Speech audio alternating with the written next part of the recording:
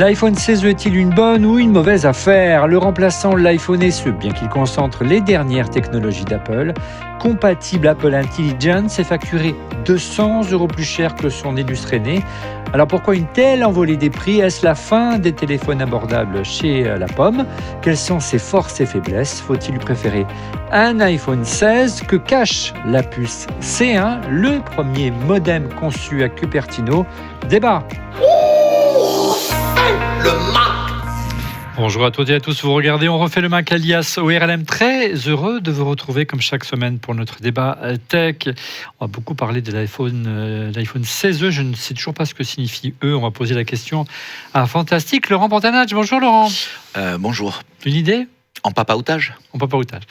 En duplex, alors on attend Stéphane Zibi qui a quelques minutes de retard qui va nous rejoindre durant l'émission. Et en duplex, on rejoint le fondateur et celui qui anime au quotidien le formidable site Mac Forever, partenaire de notre émission, monsieur Didier Policani. Bonjour Didier. Mais bonjour à tous, ça fait plaisir de vous retrouver. Désolé, j'étais un peu absent des dernières émissions, mais il y a tellement de choses là. Ce début d'année a commencé très fort chez nous. Je sais pas pour vous, mais voilà. Oui. Et ça fait plaisir de se retrouver. Et il y a plein de nouveautés chez Apple, on en parlera dans un instant avec toi dans le busomètre. En duplex également, il va dépioter avec nous l'iPhone 16e, sa puce et son étonnant modem C1. Frédéric Crassa, salut Fraise. Bonjour Olivier, ravi d'être là et de parler hardware. Oui, on va enfin parler. Tu aimes le hard, toi. Ah ouais. Sans transition, un salut particulier aux membres du club ORLM. Vous savez, c'est la version premium de notre chaîne YouTube. En vous abonnant, vous soutenez ORLM. Et puis, en contrepartie, on vous invite à venir assister aux émissions. On a un magnifique petit salon à côté. Vous pouvez regarder l'émission sur grand écran. Vous pouvez venir voir les coulisses, discuter avec les équipes et même les gens en Teams avec nous. Toutes les infos, c'est dans la description de la vidéo et c'est également en scannant un QR code que vous avez passé à l'écran. Comme chaque semaine, notre premier sondage de la semaine, car il y en a eu plusieurs cette semaine. On vous a posé une question toute simple. Trouvez-vous l'iPhone 16e trop cher ? Et vous êtes une très courte majorité, à peine 82%, un score poutinesque, 82% oui, contre non, 18%. Vous trouvez l'iPhone 16e trop cher. Est-ce que c'est la fin de l'iPhone pas cher, entre guillemets ? On va tenter d'y répondre. Alors les amis, fini l'iPhone pas cher, comme autrefois l'iPhone SE au design hérité de l'iPhone 8. Il datait, c'est vrai, de longtemps. Hein. L'iPhone 8, c'est de septembre 2017, ça ne rajeunit pas. Donc fini donc le design de l'iPhone SE avec son écran LCD, sa diagonale de 4,7 pouces, son gros bouton Touch ID. Est-ce qu'on peut faire rapidement, Laurent, un petit tour de revue de détail de cet iPhone 16e ? Attends, là tu mets un doute parce que moi j'ai un iPhone 8, il a les bords arrondis et j'ai un SE, il a les bords plats. Ouais. Donc en fait, il y a eu un modèle de SE avec les bords plats, quoi qu'il en soit. Non, il n'a pas les bords plats, le SE. Il est arrondi. Non, mais il y a eu un SE plat. Il a raison. Et oui, le premier SE plat qui était hérité de Non, l'iPhone. là. Non. Ah bon ? Oui. D'accord, j'ai loupé le modèle. Oui. J'ai loupé le modèle. Ah, d'accord. En fait, c'est revenu en fait, c'est ça. Il y a eu plusieurs SE en fait. Il y a eu un SE qui était hérité de l'iPhone 5, tu sais, plat. Et l'iPhone SE qui était hérité de l'iPhone 8, avec les specs de l'iPhone 11. D'accord, excuse-moi, j'ai inversé comme l'iPhone au bord plat est revenu, j'ai cru qu'en fait il était sorti après. Alors justement, quelles sont cette fois-ci qu'est-ce qu'a recyclé, quelles sont les spécifications fortes, les points marquants à reprendre pour résumer ce qui est nouveau dans cet iPhone si tu peux les résumer rapidement. En fait, il a le châssis et l'écran OLED de l'iPhone 14. Donc là, c'est un vrai progrès, on est d'accord de ce côté-là. Ouais. C'est un téléphone moderne, hein, tu vois ce que je veux dire. Il a Face ID, donc Exit Touch ID, c'est-à-dire que sur les téléphones, il n'y a plus aucun téléphone avec Touch ID. Hein, c'était le bouton physique. Bouton physique. Il existe en deux couleurs, c'est-à-dire noir et blanc, avec une finition un peu mate. Hein. Moi, je trouve ça très réussi. Franchement, c'est très sobre. Moi, j'aime beaucoup les iPhones noirs. Mais il fait classe comme un pro, en fait. C'est ça qui est paradoxal. Je trouve qu'il a un côté un peu, tu vois, je me serais dit, le pro très sobre, le normal, c'est-à-dire le non pro, intermédiaire, et le SE complètement délirant, parce que ça va être pour des jeunes, ça va être pour un truc. Et en fait, il y a un peu une inversion. C'est assez surprenant. Donc voilà. Entreprise. Entreprise. Oui, de masse, tu as raison. Tu as raison, peut-être. Hein. Et il y avait un joli iPhone SE rouge, souviens-toi, tout à fait. édition. Hein. Ouais. Bon, après, de temps en temps, ils sortent des modèles RAID. Hein, parce que, on a dit plus de Face ID, écran Super Retina XDR 6,1 pouces. On l'a dit, il reprenait celui du 14, donc il y a la technologie OLED et un design bord à bord. Déjà, il n'y a plus le bouton, donc tu gagnes en hauteur. Et puis en plus, il gagne sur les bords. Et c'est plus visible, hein, les bordures. On a sont fait quand une même... petite vidéo, effectivement, regarde. C'est plus visible que sur le 16, mais bon, c'est quand même mieux que ce que c'était avant. Alors nous, comme on est habitué aux dernières générations d'iPhone, quand on repasse, alors à gauche, il y a le 16e, à droite, il y a le 16, et effectivement, on voit que les bordures sont un peu plus larges. Et puis évidemment, tu as sur le 16 le Dynamic Island que tu n'as pas, la petite pilule au sommet de l'écran, qu'on n'a pas sur l'iPhone 16e, qui reste l'encoche que connaissent bien les utilisateurs de Mac récents. L'autre avancée, peut-être avec Didier, c'est un iPhone 14, certes, mais il a un bouton Action, tout ça dans la perspective de l'arrivée d'Apple Intelligence, hein, Didier. Oui, d'ailleurs, je trouve que vous le comparez beaucoup trop au SE. En fait, je pense que les gens qui achètent ça, enfin, on va en parler après, hein, mais ils vont hésiter avec le 16, justement. Ouais. Plus qu'avec un ancien SE, enfin tu vois, c'est beaucoup trop éloigné dans l'esprit des gens. Et effectivement, donc ils ont mis ce bouton action qui est alors à la fois, je trouve, un truc cool parce que moi j'adore pouvoir le programmer, mettre un petit peu ce que je veux. Tu vois, il y en a qui l'appareil photo, il y en a qui vont laisser le bouton silencieux. Tu peux être un peu geek et programmer, je sais pas, l'ouverture du coffre de ta Tesla, par exemple, avec, ça marche. Mais ce qui est marrant, c'est que c'est un peu à l'opposé, finalement. Tu te serais dit, sur un iPhone grand public où les gens font des photos, j'aurais peut-être plutôt mis le bouton photo que le bouton action. Donc, nous, on est contents, mais je sais pas, en fait, si c'est un vrai bon choix pertinent, parce que la plupart des gens de ce téléphone, ils vont peut-être laisser le silencieux, finalement. Donc, bon. Qu'est-ce que tu en penses, Fred, de la génération du bouton action? Et au-delà, tu peux peut-être également nous parler d'une avancée ou d'une régression, on verra. C'est son capteur photo O2O, si tu veux développer les deux sujets avec nous, Fred. Ouais, je pense que le bouton action, c'est une bonne idée, ça plaît. Franchement, moi, je l'utilise pour la partie IA. Elle est vraiment sympa et elle a le mérite aussi d'être simple et ça coûte pas cher parce que c'est quand même l'iPhone des compromis. Hein. À un moment, la BOM, il fallait qu'elle soit la plus basse possible. C'est le leitmotiv de cette entrée de gamme. Donc, je les voyais pas mettre le bouton sophistiqué, capteur photo, où on peut appuyer, glisser, qui coûte un bras. Celui-là, tu veux dire celui qui est sur l'iPhone 16 Pro et sur le 16. Hein. Tout à fait, celui que j'ai pas sur mon 15 Pro, hein, puisque moi j'ai la génération d'avant. Alors j'en parle, mais je l'ai pas testé. Mais c'est vrai que j'ai pas été très convaincu par ce bouton-là, même si j'aime beaucoup la photo. Après, c'est un iPhone de compromis. Fort, très fort, même si le prix est cher, le but c'est de faire le moins cher possible quand même pour Apple, tout en préservant leur marge, évidemment. Et donc du coup, c'est vrai que les modules photo, ils ont fait un choix qui est pas si délirant, c'est-à-dire qu'ils avaient un 12 mégapixels, ils auraient pu le monter à 24, en fait ils le montent à 48.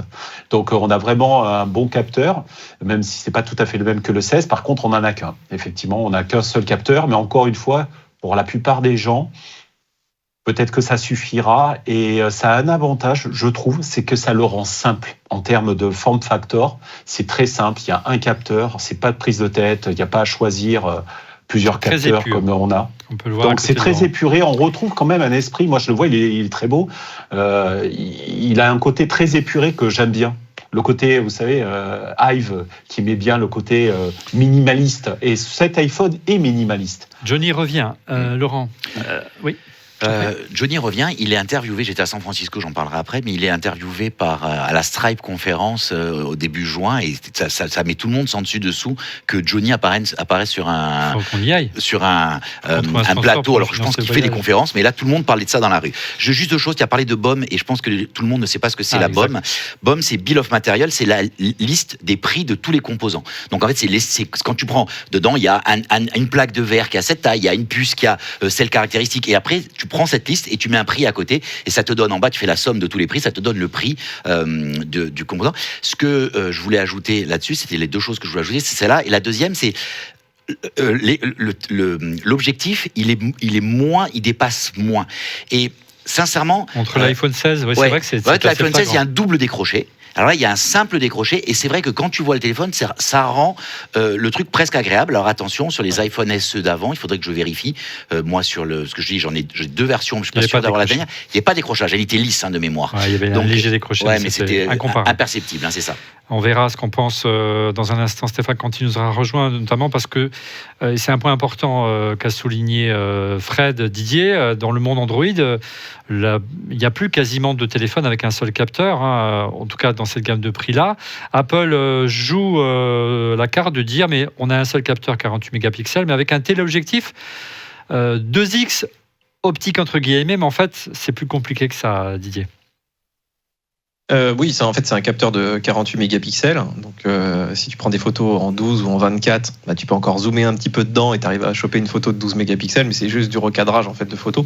Mais c'est pas spécialement dérangeant parce que moi j'ai fait des tests et globalement c'est vrai que l'image et les images sont quand même assez bonnes. Il est quand même moins bon que le capteur du 16. C'est-à-dire qu'ils t'en mettre un, ils auraient pu en mettre un peu bon. Et là, on va voir après dans des exemples, mais notamment de nuit, c'est pas terrible. Ouais, moi, je suis quand même un peu frustré en 2025 d'avoir qu'un capteur. Là, j'ai fait pas mal de photos. Les gens ils utilisent par exemple beaucoup pour faire des photos chez eux, dans les pièces. Et en fait, le problème, c'est qu'un 24 mm, c'est cool pour faire des portraits, mais par contre, pour faire des photos de groupe, des photos en intérieur, des photos, je sais pas, t'es devant une grande roue. C'est utile, on le voit, c'est le vrai avantage. En fait, ils auraient presque pu mettre un truc, je sais pas, un 17 mm. Ça aurait été moins frustrant, je trouve, avec un pareil 48 mégapixels. Ça aurait été pas mal. Mais là, c'est vrai que c'est bon. On a l'impression de revenir effectivement 5-6 ans en arrière sur un téléphone qui est quand même pas cher, tu vois. C'est vrai qu'aujourd'hui, même des téléphones Android à 400 €, ils ont 2 capteurs. Donc c'est un choix vraiment.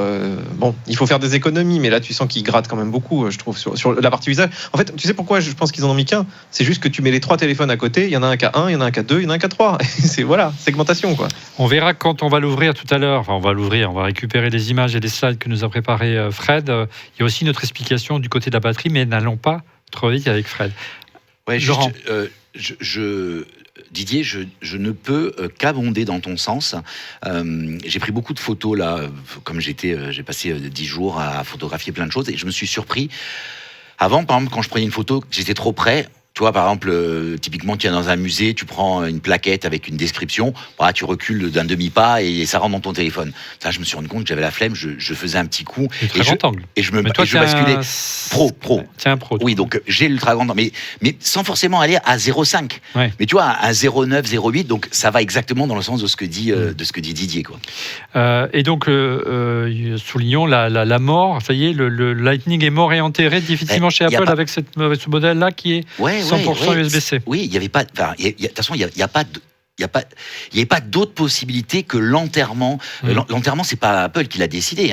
L'enterrement, c'est l'Union européenne qui a dit on ne peut plus vendre sur le sol européen à telle date de device, de terminaux, quels qu'ils soient pas USB-C. À un moment donné, si tu veux vendre ton téléphone, il est obligé. Donc, progressivement, tous les produits de toutes les marques qui sont vendus en Europe, donc Apple en faisant partie, à chaque sortie son truc. Donc les claviers, ils les ont transformés, les trackpads, ils les ont transformés, parfois même sans changer le modèle. Les souris, ils les ont transformés. Les souris, ils les ont transformés en ne changeant que le truc. Et donc là, le dernier téléphone qui avait encore...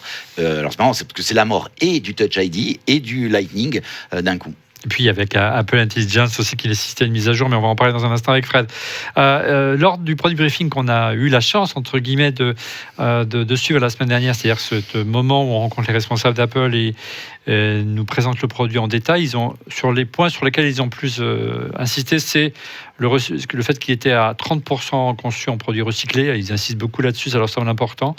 Sur le fait que c'était un produit qui était renforcé, c'est vrai que dans les tests, on n'insiste pas beaucoup sur ce point-là, que le dos en verre par rapport forcément au SE qui était vieillissant, c'est la dernière génération de verre céramique Shield qui est le plus solide de l'industrie.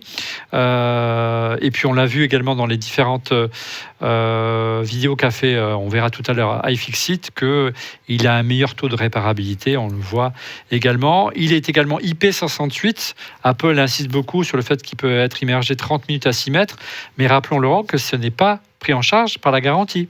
Ouais, c'est là où c'est pas clair.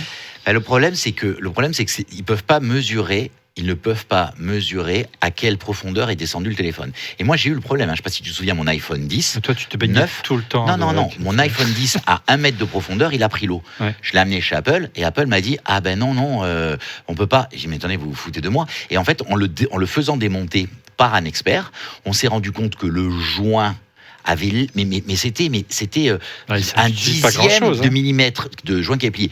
Et donc, du coup, c'était pas pris. Donc, c'est frustrant parce que c'est la faute d'Apple et on avait la preuve à la démontage. Là, c'est pareil. C'est-à-dire, si tu descends, par exemple, à 7 mètres, la réalité, c'est qu'il résiste à 10 mètres. Mais si tu descends à 15 mètres et que l'eau rentre, est-ce que ça veut dire Comment on peut prouver Donc, en clair, si vous avez un dégât des eaux, entre guillemets, sur votre iPhone, Apple ne vous le fera pas d'échange standard. Et je peux vous le confirmer. Ce qu'on peut dire quand même, c'est que quand tu discutes avec les réparateurs, ils disent les Samsung ils sont étanches, les iPhones ne sont pas étanches. Ouais. C'est-à-dire qu'ils ont beau te faire les certifs, tout ce que tu veux. Vraiment, je pense que les appareils sont quand même moins bien conçus malgré tout pour ça. Et ce qui est fou, c'est de communiquer là-dessus. J'ai un autre exemple récent là. J'ai des journalistes qui ont été qui ont fait une journée presse avec Volvo et qui avaient un lidar sur sa voiture. Et les voitures ça leur a grillé. Non, alors, on parle de un peu de garantie, de choses comme ça. Et en fait, ils ont filmé le lidar du Volvo et ça leur a grillé leur capteur d'iPhone. Alors, tous les journalistes qui étaient là, qui avaient un iPhone, qui ont filmé le lidar, ils avaient leur iPhone foutu. Alors, il y en a qui sont allés en Apple Care, qui ont dit, mais c'est bizarre et tout. Puis Apple leur a dit, oui, vous êtes allés en boîte de nuit, parce qu'en fait, quand tu vas en boîte de nuit, qu'il y a des petits lasers, et eux, ils ont une doc interne, qui n'est pas publique, qui te dit, on ne prend pas en garantie les petits lasers de boîte de nuit, puisqu'on estime que tu vas pas sortir ton téléphone dans des conditions un petit peu comme ça. Sauf que le lidar de voiture, il va y en avoir partout dans les rues. Et c'est un truc de fou, parce que tu te dis, à qui la faute ? Il paraît que ça discute beaucoup entre Volvo et Apple, parce que Volvo dit, mes lidars sont de bonne qualité. Apple te dit mon téléphone les capteurs résistent normalement. Et t'imagines si plus tard, j'en sais rien, il y a une Volvo qui passe, ça flingue tous les iPhones dans la rue, c'est un truc de fou. Et cette histoire de je te certifie ou pas, c'est quand même pas si simple à gérer. Tu vois, c'est un vrai problème et on l'a de plus en plus en fait parce que les appareils se complexifient aussi. Fred, si sous le capot en tout cas, si la robe rappelle l'iPhone 14, sur le capot, ça rappelle beaucoup plus l'iPhone 16, Fred, brièvement. En fait, j'ai essayé de le comparer par rapport à l'iPhone 16. Quand on le regarde, c'est pas tout à fait vrai en fait, parce que l'une des caractéristiques qu'on a avec cet iPhone là, c'est que la carte mère, alors c'est une particularité d'Apple, chez Android, la batterie fait toute la largeur et elle est centrale, et puis il y a la carte mère en haut avec les appareils photo et une petite carte fille en bas. Là, chez Apple, la carte mère, elle est latérale. En fait, la batterie ne fait pas toute la largeur, on le verra dans le slide, mais ça ressemble plus, c'est un mix de l'iPhone 16, mais ça ressemble plutôt au 14 et au 14 D'accord, dans la et au disposition, 15, tu veux dire. La disposition, ouais. Alors, revenons quand même sur la puce. Ça reste quand même un point commun fort avec l'iPhone 16. Ils ont quasiment les mêmes puces, si tu peux rentrer dans le détail. Alors ouais, par contre, ils ont effectivement quasiment la même puce, c'est-à-dire la 18, pas la Pro, évidemment, qui est réservée aux Pro, mais la 18. Ils ont, comme je vous disais, ils ont baissé la facture en recyclant pas mal de puces qui auraient eu des problèmes de production sur un GPU. Donc effectivement, il y a un GPU en moins, ce qui permet effectivement de sortir des puces qu'on aurait jetées, dont le coût est à zéro, on peut les recycler. Alors, je ne pense pas qu'ils en aient tant que ça, donc ils sont obligés, je pense, de prendre des puces normales.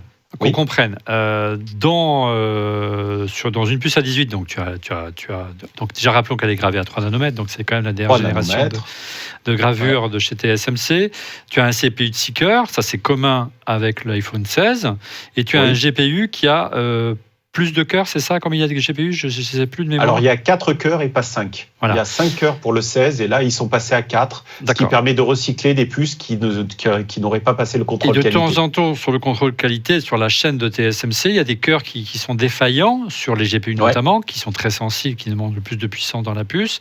Et plutôt que les jeter, on les recycle, parce qu'ils fonctionnent encore en nombre de cœurs, et on peut les mettre dans un modèle un peu moins puissant. C'est pour ça qu'ils ont limité à un cœur. Donc, en clair, c'est une manière de faire des économies, si j'ai bien compris. Oui, c'est une manière de faire des économies et la particularité, c'est que sur les GPU sont gros. Ils représentent une grande partie de la taille de la puce. Donc la probabilité d'avoir des problèmes qui font péter un cœur, elle n'est pas négligeable quand même. Donc au lieu de jeter, on peut le recycler. Voilà. Donc ça permet encore une fois de faire de recycler ça. Mais ils sont malins quand on regarde les tests. Quand on regarde les tests GPU, on se rend compte qu'il n'y a pas tant de différence que ça en fait pour le jeu. Le 16 sera un peu plus puissant, mais c'est pas flagrant. On y viendra tout à l'heure, parce qu'on a fait des benches en long, en large et en travers. Alors, n'hésitez pas à réagir dans les commentaires sur YouTube si vous faites partie du club RLM. Laurent est là pour prendre vos commentaires sur YouTube, mais également vos questions sur X. Ouais, et on a une question de Will Hightech qui dit « Son gros point fort est d'avoir Apple Intelligence et une plus grosse autonomie par rapport à l'ancien SE. Le prix est trop élevé par contre. » Alors effectivement, c'est le téléphone entre guillemets le plus abordable aujourd'hui de la gamme compatible Apple Intelligence pour, on le sent bien, populariser l'IA générative d'Apple, car quand bien même elle serait disponible dans le monde entier, ce qui n'est pas encore le cas. Les versions bêta sont là, donc elle ne va pas tarder à arriver en France. Il n'y a que les dernières générations d'iPhone, les iPhone 16 Pro, les iPhone 16 et les iPhone 15 Pro, donc c'est quand même une infime partie de la base installée, Laurent, qui est capable de gérer un peu d'intelligence aujourd'hui. Donc il faut populariser avec un produit plus accessible, même si le produit est quand même assez cher à 719 €. Ouais. Moi, je supprimerai le mot génératif de ta phrase, parce que je pense que donc Apple fait de l'IA depuis très longtemps, depuis plusieurs générations de téléphones, entre autres avec ces fameuses puces Neural Engine, le bout de morceaux de puces Neural Engine. Là, ils vont tirer parti de tout ça, c'est-à-dire à la fois un meilleur soft, parce que progressivement, ils développent des fonctionnalités d'IA, un peu plus de RAM, parce qu'ils étaient un peu radins en RAM. C'était la parce qu'il faut de la RAM pour la... Oui, parce que tu as besoin de gérer des volumes de données, même en local, dans le traitement, tu as besoin de faire des opérations, et ce sont des opérations qui sont coûteuses en RAM pour diverses raisons. Et donc, du coup, ils font cette lente migration vers une gamme complète qui permettra d'utiliser ce qu'ils veulent sortir. Alors la nouveauté la plus notable, Fred ou Didier, c'est la surprise un petit peu de cet iPhone, c'est qu'il héberge sous son capot un nouveau modem conçu 100% par Apple. C'est ça. Alors on a un chapitre là-dessus, donc juste un bref résumé, puis on y reviendra plus en détail, Fred. Oui, alors... juste pour revenir sur la puce, il faut savoir que c'est la première fois qu'on a une puce aussi puissante et avec autant de RAM de tous les temps. C'est-à-dire que la puce que vous trouvez sur cet iPhone à 719 €, vous aurez exactement à peu près la même puce avec la même quantité de RAM sur un iPhone 16 Pro à 1229. Vous voyez, 8 Go. Les CPU, c'est les mêmes.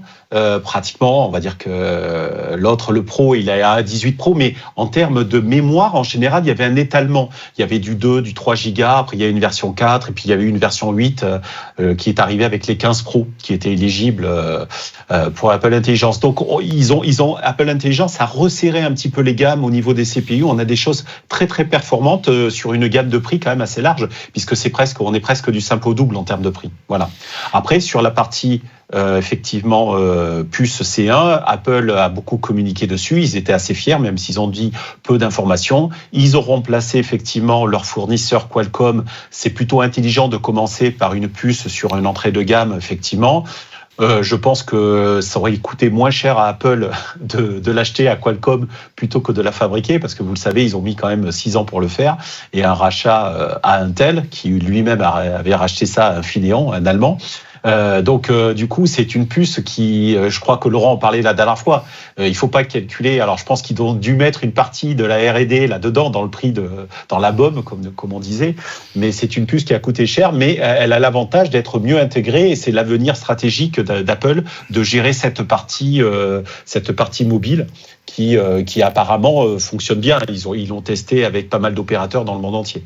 Oui, la promesse, c'est les plus efficientes, on l'a vu sur la vidéo, donc 25% d'autonomie en plus, elle a coûté plusieurs milliards, cette puce, puisqu'elle a été rachetée, tu l'as dit, la division Intel qui avait coûté déjà plusieurs milliards en son temps, et plus 5, 6, voire 7 ans de recherche et développement. Ils ont eu beaucoup de mal à la sortir, cette puce, la voilà, sur un produit... Ça peut être game changer, Oui, on va le voir, parce qu'on a fait quelques tests, notamment de débit. Vous verrez, on vous dira tout à l'heure dans la partie bench si elle est plus rapide qu'une puce classique. Une question Twitter, Laurent. Donc on a Chasseur de Boost qui dit « Point fort, batterie est compatible avec Apple Intelligence ». Tu as vu, c'était quand même très proche du point précédent. Le seul point noir à mettre en face, c'est le prix, 200 € trop haut pour en faire le téléphone ultime. Ouais, c'est une autre réaction sur X également. Et donc on a Benoît M, c'est Vantongerlo, qui il y a clairement eu une montée en gamme par rapport au SE 2022. Le 16E devient... D'ailleurs, c'est vrai qu'on parle ils ont même changé le nom. Donc grosso modo, c'est peut-être que Didier a raison quand il dit le SE est sorti et c'est le E qui est entré. Et donc du coup, le 16E devient enfin un téléphone moderne post-iPhone X. Okay, et forcément, ça a un impact sur son coût, mais trop gros l'impact. Pour moi, il n'aurait pas dû dépasser 620, 650 pour rester concurrentiel. Moi, j'ai des choses à dire sur le prix après, donc attention. Alors, slide, Fred, tu nous as préparé une jolie slide qui résume bien la gamme et les prix aujourd'hui, et on va vous demander votre ressenti sur qui tout le monde trouve ce produit trop cher. Est-ce que tu peux un peu nous détailler ta slide, s'il te plaît, Fred? Oui, donc c'est une slide qui présente la gamme avec sur la gauche effectivement la partie SE qui dégage, qui personnellement je trouvais trop cher à 500 € par rapport à ce qu'elle apportait, c'est-à-dire qu'ils vendaient quelque chose qui était très poussif. En fait, les 12 ans de Touch ID, il fallait pas déconner non plus. Donc je pense qu'ils ont vraiment traîné, ils n'ont pas fait beaucoup d'efforts. La dernière version, 3e génération, c'était en 2022. Moi, j'aurais jamais... c'est vraiment par défaut. Donc effectivement, on a 719, c'est l'iPhone 16e. Le 15... que je ne conseille pas d'acheter, puisque le 15 ne supporte pas l'Apple Intelligence. Pourquoi investir presque 900 €, 150 € plus cher, effectivement, si vous ne supportez pas, parce qu'on achète un iPhone pour la pérennité dans le temps, donc au moins entre 5 et 7 ans. Donc là, 5 et 7 ans avec un iPhone qui a pas assez de RAM et qui ne supportera pas Apple Intelligence. Alors, c'est Apple Intelligence pour Apple, mais c'est aussi Apple Intelligence pour tout l'écosystème derrière qui va utiliser l'intelligence artificielle d'Apple. Donc, tous les apps vont pouvoir se servir aussi de ça. Donc, personnellement, le 15, je trouve hallucinant qu'il continue à le mettre au catalogue. Ça, c'est pour ma petite gueulante. Et puis après, vous avez le 16, mais vous voyez, le 16, il est à 250 €, donc il y a un vrai gap, évidemment. Et il y a le 16 Pro qui, lui, s'envole à 500 € plus cher, mais qui offre... et je vous ai mis Apple Intelligence sur les produits qu'il avait. Voilà. Qui le supportait. Donc ça reste quand même 250 € de moins que l'iPhone 16, mais quand même 200 € de plus que l'iPhone SE. Laurent, tu voulais dire quelque chose sur le prix ? Ouais, j'ai passé 10 jours dans la Silicon Valley, donc j'ai passé beaucoup de temps dans la Silicon Valley. J'y suis allé, je sais pas, une quinzaine de fois dans ma vie. Je gérais une boîte dans la Silicon Valley, donc je faisais beaucoup d'allers-retours pendant longtemps. Et puis depuis le Covid, en fait, j'ai participé à la vente de la boîte. J'ai plus mis les pieds là-bas, donc tu vois, 5 années vierges. Je suis retourné. La Silicon Valley, San Francisco en particulier, a beaucoup changé. C'est pas du tout le monde de zombies comme la presse aime bien le répéter. Il y a de problèmes avec le fentanyl, qui est un paquet de gars en forme de U, là, tu sais, mais c'est pas ça le sujet. En revanche, le coût de la vie a explosé. C'est-à-dire que tu ne manges pas pour moins de 30, 40, 50 $ par personne. Quand tu vois les capitalisations boursières des boîtes qui sont installées là-bas. Ouais, mais attends, tu vois. Un petit déjeuner le matin, tu vois, c'est d'un diner, donc le truc, tu vois, plutôt abordable. Tu es très très vite à 30, 35 €, dollars-euros, parce qu'il n'y a pas beaucoup d'écart aujourd'hui dans la conversion par personne. Ok ? Et en fait, je me faisais le calcul. Je me disais, mais finalement, quand tu réfléchis, le coût de tous les produits, tout ce que j'ai là-bas était hors de prix. Il y a eu une énorme inflation. Les salaires ont aussi un peu augmenté. Pas autant que l'inflation, mais ont aussi un peu augmenté. Et donc, tu dis, mais finalement, les iPhones, ils n'ont pas tant augmenté que ça. Tu vois, les prix, non, mais on prend le 16 Pro et le 16. D'ailleurs, tu as vu le document qu'on a partagé sur comparer à l'inflation, le prix a même baissé. Donc aujourd'hui, quand on voit ce remplaçant du SE, mais qui est un autre téléphone, qui est plutôt un 16 d'entrée de gamme, c'est un téléphone qui est assez bien doté, un peu cher parce qu'on a tendance à le comparer au SE, mais en fait, le SE a été tué et c'est un nouveau produit. Donc finalement, il est peut-être pas si mal positionné au regard d'un, je rappelle, d'un marché américain. Et le tropisme de la Silicon Valley est important pour Cupertino, parce qu'ils raisonnent d'abord avec ce qu'ils ont devant eux, puis le marché américain, puis le marché mondial. Ouais. Non mais tu vois ce que je veux dire, on est que aujourd'hui, regardez ce qui se passe, hein, on est les vassaux d'une politique commerciale américaine et on est les vassaux d'une politique militaire américaine, hein, on en a eu la preuve. Donc aujourd'hui on est en train de se plaindre, on a un vrai problème, c'est que si tu regardes le PIB français en 1980, on est à peine au-dessous du PIB américain. Aujourd'hui, on a la moitié du PIB américain. Non, Laurent, tout ça pour te dire. Silicon Valley, c'est pas le PIB américain. Je te parle d'un écart global. Wisconsin, c'est pas le même PIB. Je te parle d'un écart global. Non, mais là, je pense que tu fais un énorme raccourci. Non, je ne fais pas un raccourci. Je te donne des faits. Je te donne des marqueurs. Non, je suis pas. Je te dis. Encore une fois, aux États-Unis, à Silicon Valley, avec $10,000 par mois, tu as du mal à vivre. Tout à fait. Voilà. Avec 10 000 € par mois, en France, tu n'as pas de difficulté à vivre. Oui, Surtout avec le loyer. Je te dis juste que le prix, il est avant tout déterminé. Il est avant tout déterminé. Oui, par rapport aux États-Unis, mais pas par rapport à la Silicon Valley. Lorsqu'on a eu le produit briefing, effectivement, ils nous disent on a essayé de faire un habile équilibre, comme tu le disais, Fred, entre la nécessité de monter en puissance, puisque c'est un produit qui va durer longtemps, a priori. Hein, les iPhones, c'est 5-6 ans, l'iPhone SE, il a duré assez longtemps. Le dernier date de 2021, je crois, de mémoire. Donc voilà. Mais en augmentant la mémoire, en mettant une puce dernière génération, forcément, ça coûte plus cher. Et à un moment donné, il me regarde comme ça en disant tu ne trouves pas? Je dis oui, mais peut-être que vous pourriez réduire un peu votre marge, les gars, chez Apple, sur ce produit-là, dans un premier temps. De quelques points, ce ne serait pas catastrophique. C'est important d'avoir un ticket d'entrée assez agressif. Et là, il m'a regardé avec des yeux ronds et j'avais l'impression que j'avais dit une grosse bêtise et un gros mot quand j'ai parlé de marge. Autre réaction sur Twitter, Laurent. Qui est intéressante, c'est Steven Klimovic qui dit le processeur est le seul point fort de cet iPhone, pour lui, hein, c'est son point de vue. Hein. Tout le reste est faible ou dépassé. Et ça que je trouve intéressant, c'est qu'il dit il aurait dû se vendre à 450 € max avec un processeur A17. Donc lui, il a une approche. Lui, en fait, il déconstruit l'approche du 16E en faisant finalement un SE de nouvelle génération, quoi. Avec une puce A17, Fred, tu as du mal à faire tourner Apple Intelligence quand même sur la durée. Ouais. Hein. Ouais, et puis c'est pas déjà on a du mal, et puis c'est pas la stratégie, ils vont pas faire la stratégie de Google, etc., qui te met un processeur qui va être poussif, il y a toujours quelque chose qui va faire que sur la performance. Un Google Pixel, par exemple, c'est très bien, mais tu peux pas jouer comme tu pourrais jouer avec une version pro. Et Apple, il faut pas l'oublier, les gens l'oublient, mais n'a pas travaillé sur le SE pendant des années. Et je pense qu'ils n'ont pas non plus amorti Face ID. Face ID, c'est les seuls à faire l'authentification biométrique. Moi, je travaille chez un opérateur, on réfléchit à ça parce que c'est le seul téléphone, si vous voulez, quand vous avez des gants sur un poteau et que vous êtes à 10 mètres et qu'il pleut et que vous n'allez pas enlever vos gants parce que c'est des trucs de sécurité, il est capable de vous authentifier de façon hyper fiable. Voilà, bon, mais vous prenez les autres en pleine nuit, ils prennent une photo de votre visage pour vous authentifier, donc je vous garantis que c'est pas très sécurisé. Et en plus, ça marche pas parce que vous pouvez pas mettre le flash dans la gueule de quelqu'un qui est sur un poteau. Donc, Apple est le seul à 700 de faire une photographie biométrique et ça coûte très cher. On sous-estime Face ID.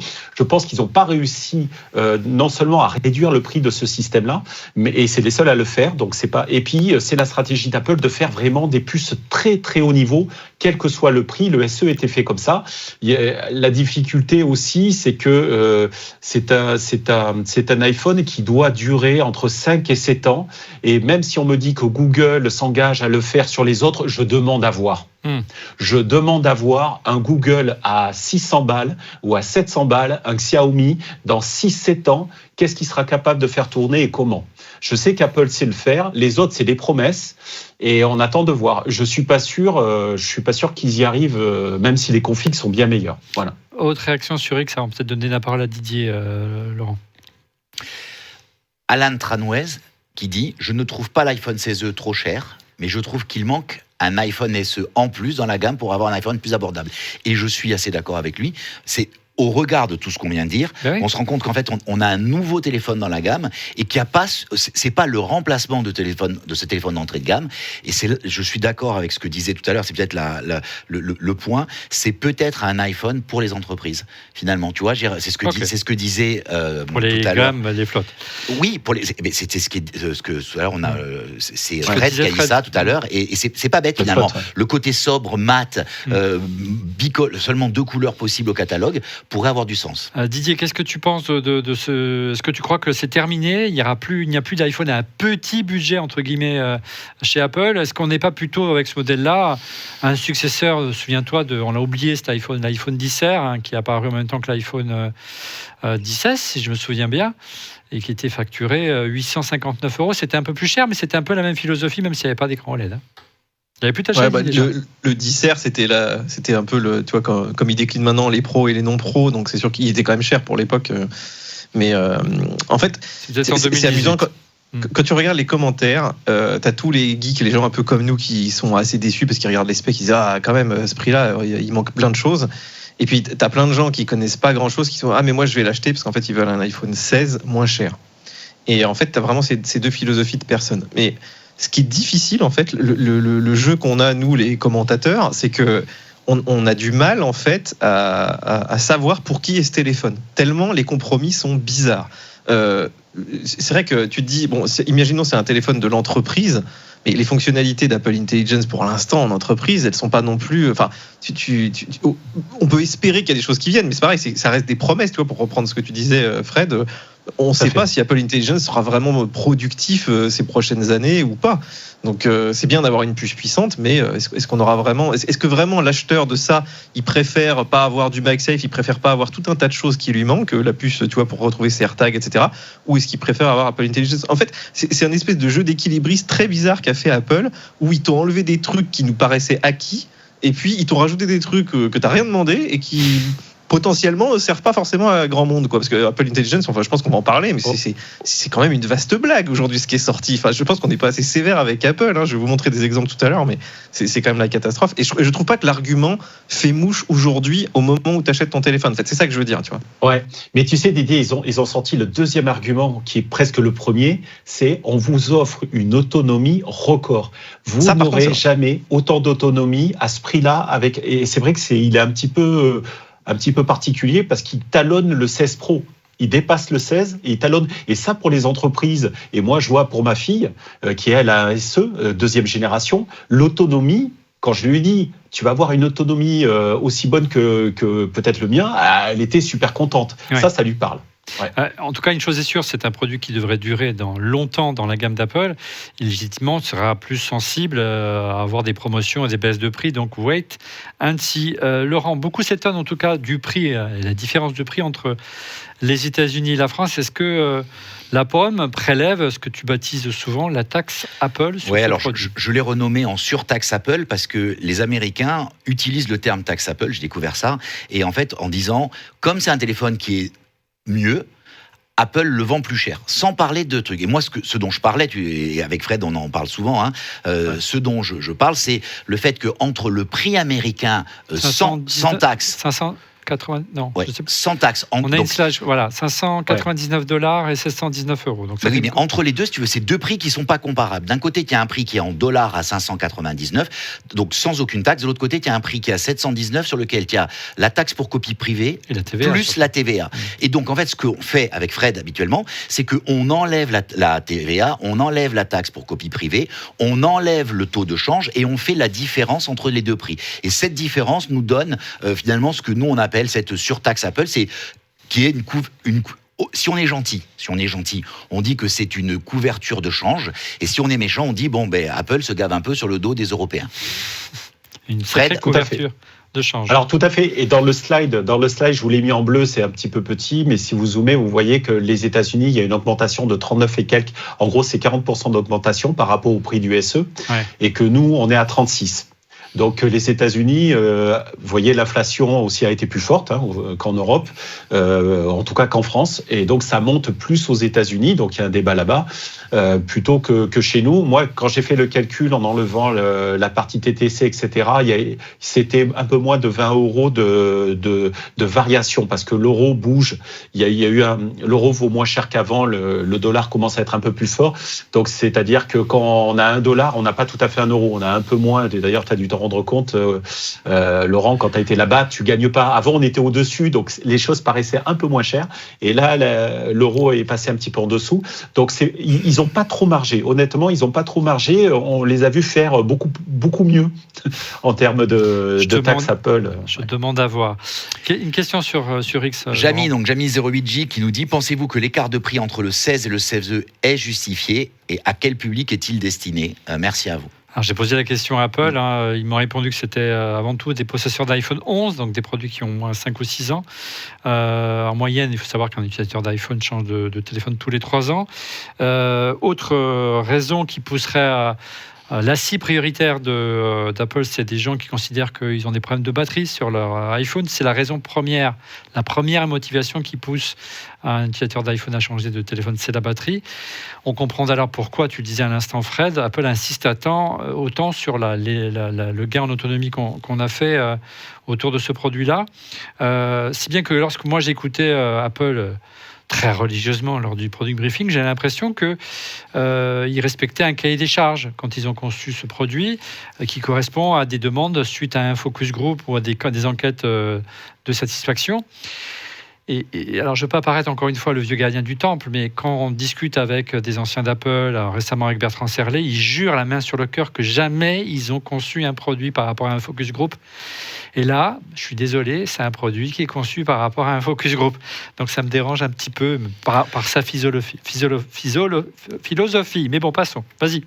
Non, moi, ce qui me... Moi, c'est... Alors, là, le but n'est pas de faire du bashing, mais on rigole entre nous, on rigole. On a un groupe pour préparer l'émission, et c'est vrai qu'on pense tous. Alors, il faut pas vivre dans le passé. Il faut pas vivre dans les années 90, la fin des années 90. On est assez nostalgique de cette période-là. Ce que je veux dire, c'est que ce qui a sauvé Apple, c'est le fait de la simplification de la gamme, parce que la gamme, elle était totalement... Le fameux cadran magique. Le cadran magique, où il y avait 4 cases. Avec Mac. L'univers, c'était pour les Mac, donc il y avait les pros et les non-pros, et puis le portable et le bureau.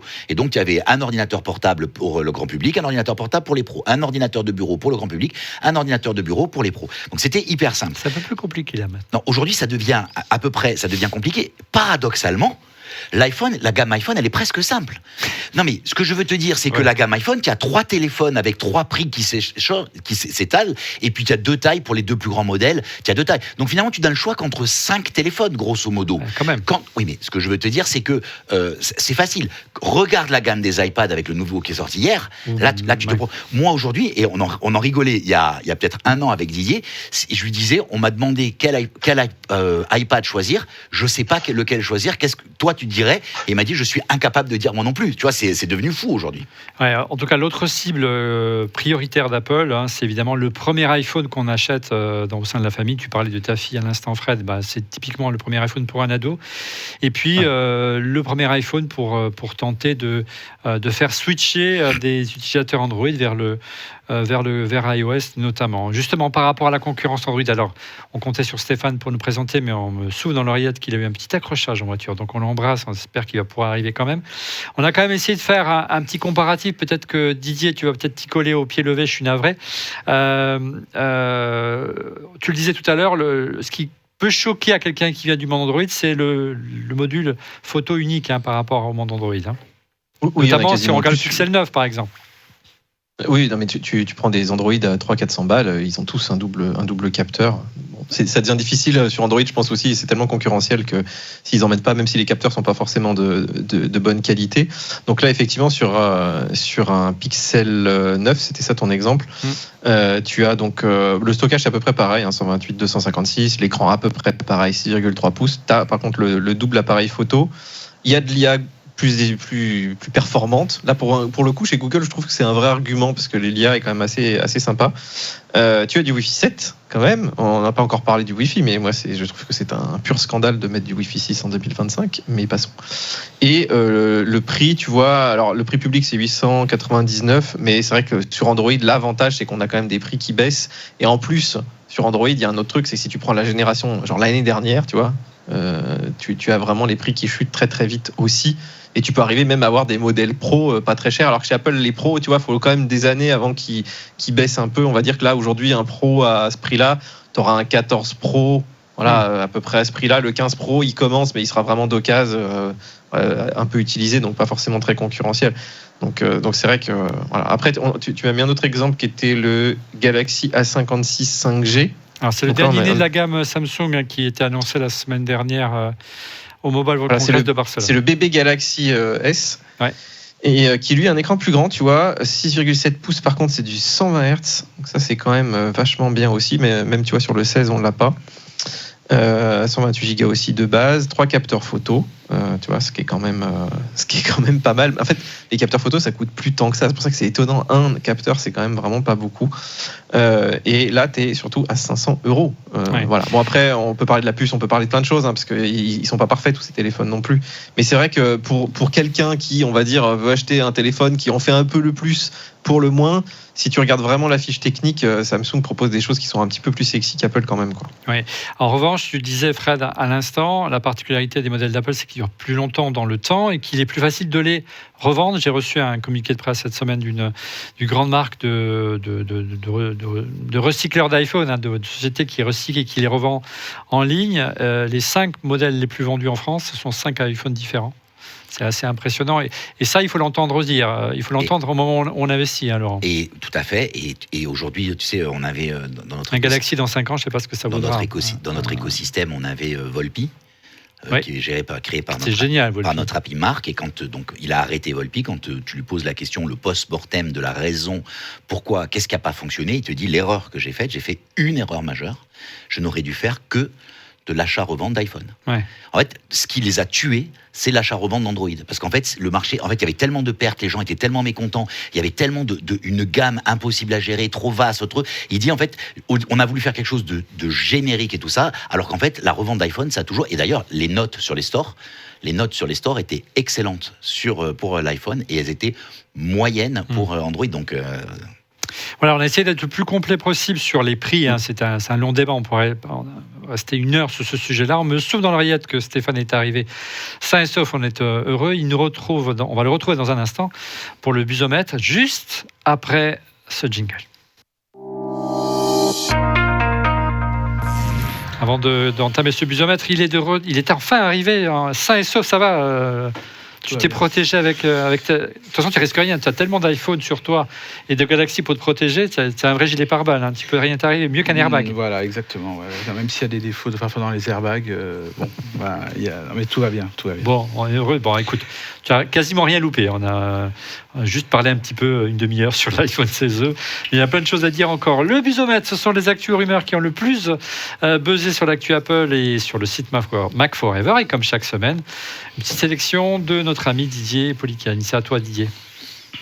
Et oui, les amis. Et alors, il y a eu beaucoup d'annonces cette semaine. En fait, c'est étonnant qu'Apple, tu vois, te lance plein de choses comme ça à la suite. D'ailleurs, je sais pas si c'est très bon pour, tu vois, nous, on doit quand même les tester. Du coup, tout se chevauche. Enfin bref. Et on a commencé avec la gamme iPad qui s'est un petit peu rajeunie. Tu vois, on a eu un iPad classique qui a une puce un peu plus rapide, mais pas d'Apple Intelligence.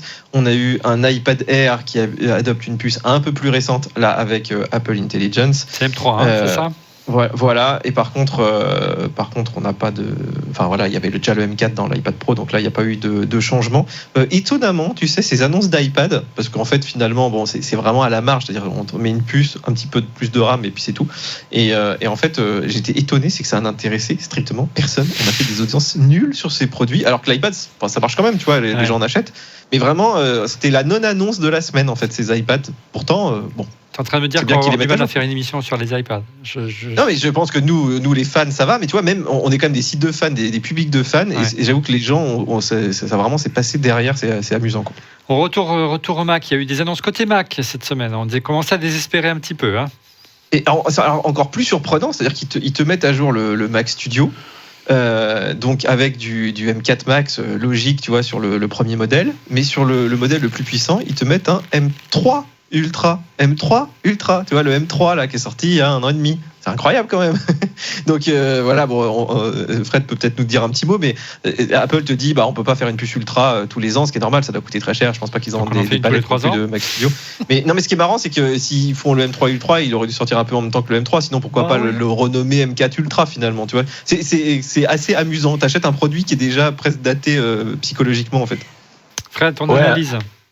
Alors, c'est pas un vrai M3 Ultra en fait. Il a une base de M3 Max, mais si vous avez noté, il est Thunderbolt 5. Il est arrivé avec le M4 Pro et un M4 Max, puisque les M3 Max n'avaient pas le Thunderbolt 5. Donc, ils ont revu un petit peu leur copie. Je ne sais pas pourquoi ils n'ont pas pu sortir le M3 Ultra. Je pense que c'était qu'à l'époque, vous savez, c'était le premier process 3 nanomètres qui était vraiment pas bon en termes de production.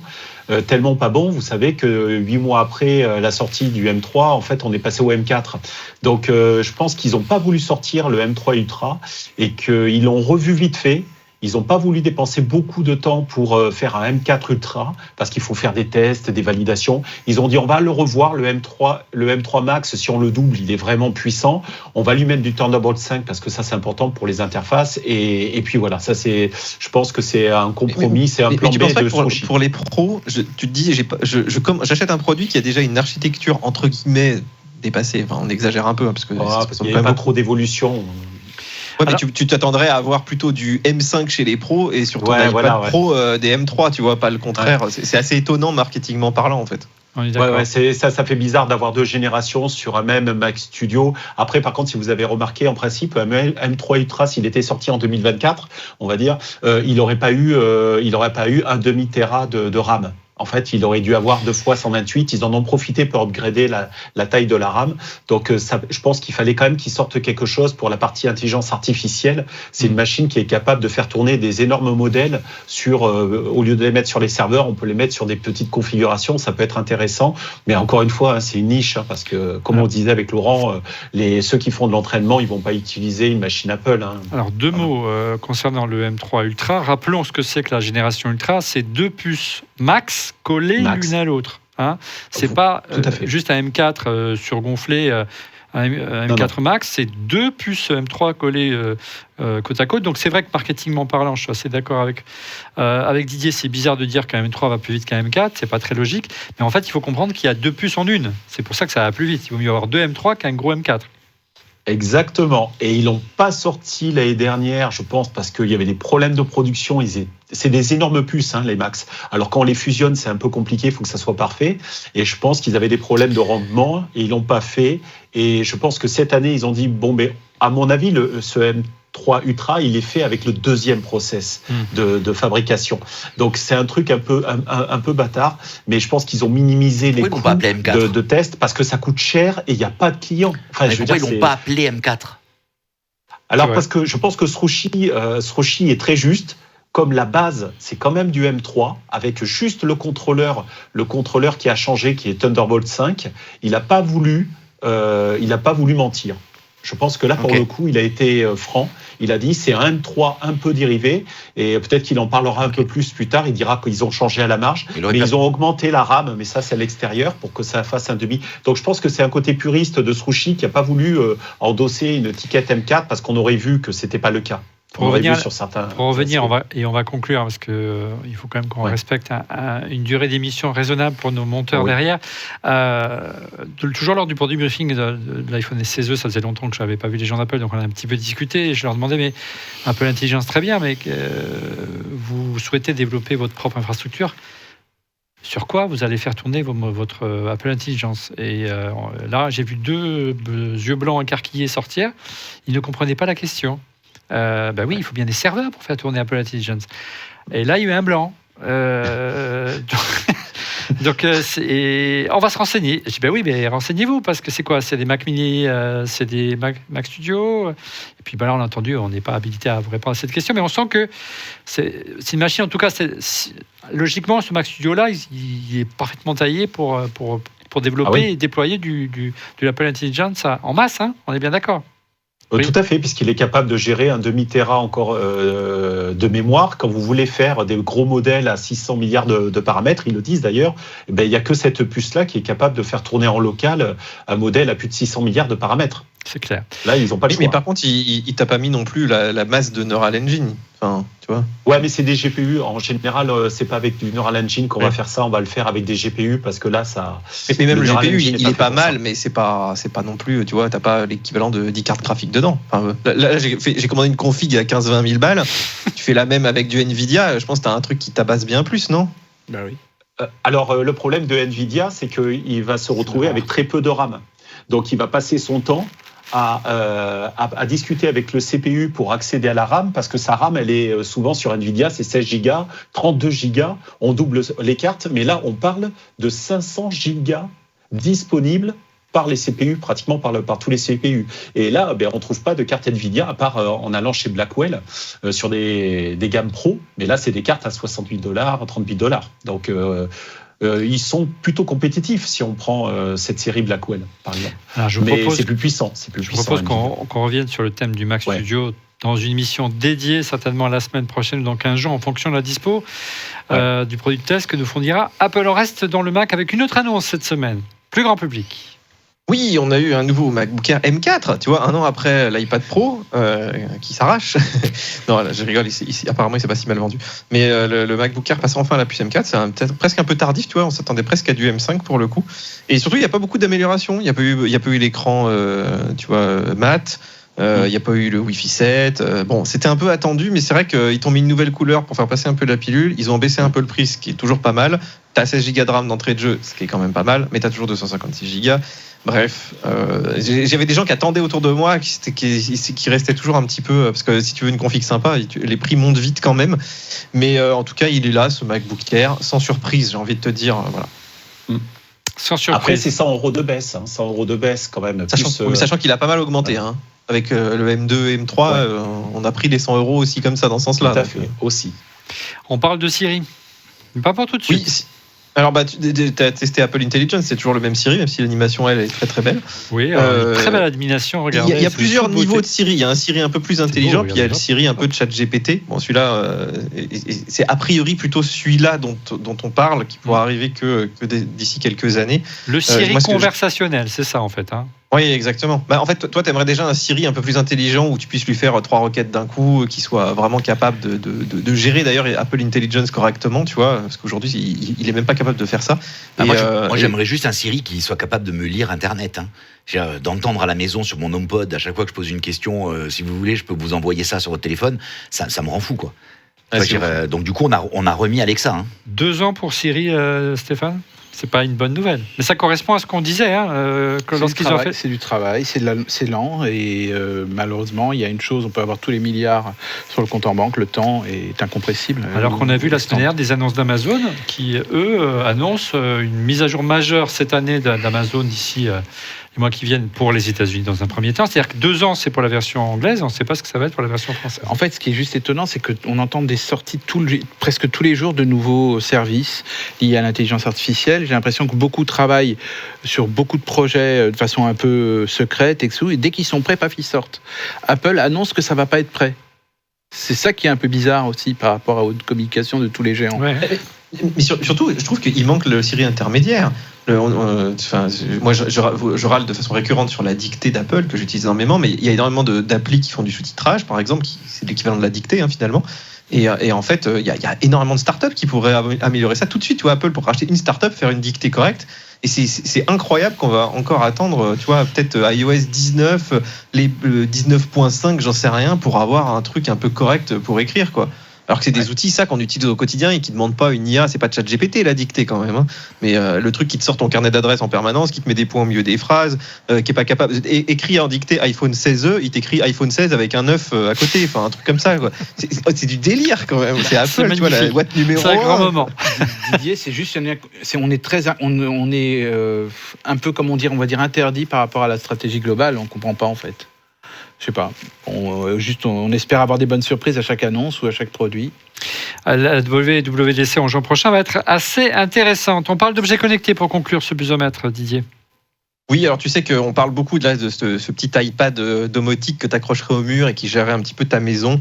Et alors, bon, c'est encore des bribes, mais on aurait vu dans les dernières bêtas de tvOS 18.4 voilà, des références à un chat kit qui pourrait éventuellement être en lien avec... parce qu'on ne sait pas exactement quel OS en fait, Apple va utiliser pour ce système pour l'instant, mais on estime que c'est un dérivé de tvOS, parce que ça va être quelque chose tu vois, d'accrocher sur le mur, donc a priori pas trop un iPad OS, mais en tout cas ça reste encore assez voilà, on est encore, en fait c'est drôle parce que c'est un produit, on nous l'a annoncé là cette année, donc on devrait quand même avoir des choses qui arrivent, mais est-ce qu'il va arriver, tu vois, à WWDC, est-ce qu'il va arriver, moi je pense qu'il arrivera après, parce que c'est possible qu'à la WWDC effectivement ils en profitent pour un petit peu terminer tout ce qui était en retard, et puis que là effectivement on ait un nouveau produit en fin d'année, ça aurait à mon avis beaucoup plus de sens, mais voilà, Apple laisse régulièrement des petites infos transparaître, mais des fois ça peut durer longtemps, hein. Les AirTags, t'as vu, c'était quelques années, hein, donc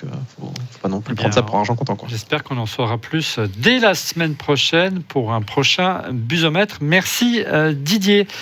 Laurent, une réaction à nouveau sur X. Donc, de Rémi Werring, qui dit « Que pense Laurent du retard ?» pour toi, en fait. Ouais, mais j'ai répondu, donc je vais y répondre. « Que pense Laurent du retard de Siri plus prévu pour dans 2 ans. Oui, Cupertino est un constructeur de device, pas de deep tech, mais 2 ans, cela fait mon chien a mangé mon devoir par Tim Cook, non. C'est drôle en tout cas. C'est très drôle. Et je lui ai répondu de manière assez laconique. Hein. Je lui ai répondu 3 mots, je lui ai répondu c'est long. Donc je dois reconnaître, on s'est parlé ce matin avec Fred, on a fait un long entretien sur plein de sujets dont on parle maintenant, et on a dit, on s'est accordé sur un point que Apple a entre les mains un avantage par rapport à tout le monde qui est énorme, c'est la capacité d'intégrer l'IA au plus proche de l'OS. Le seul qui pourrait faire ça, ça serait Microsoft, hein, de l'autre côté, tu vois. Google pourrait le faire avec Android, mais tu vois, ça serait pas, ça resterait que dans le téléphone. Là, tu pourrais l'avoir sur toute la gamme. Donc, le seul qui a cette grande chance, c'est potentiellement Apple, avec une maîtrise du hardware, comme on l'a vu. Hein, ça va jusqu'au puce C1 dont on a parlé tout à l'heure. Tu vois, tu peux aller donc sur toute la. Maintenant, ils mettent du temps à sortir quelque chose. Ouais, donc, soit ils sont en train de préparer quelque chose de révolutionnaire, soit ils sont vraiment à la ramasse et ils galèrent. Ouais, je pense, moi, que c'est beaucoup plus dur que ce qu'on croit. Et moi, tu sais que j'ai géré une boîte qui faisait de l'IA, et je me souviens que chaque fois on se disait putain, c'est génial, et puis dès qu'il fallait le mettre en prod, on ramait comme pas possible. Donc je pense que l'IA c'est dur, c'est rien, c'est mon eau. L'IA c'est dur et j'ai perdu les os. J'ai perdu les os. Voilà. Très bien, je propose qu'on revienne au sujet principal de cette émission, l'iPhone 16e bien sûr, et on va décortiquer ses points forts et ses points faibles.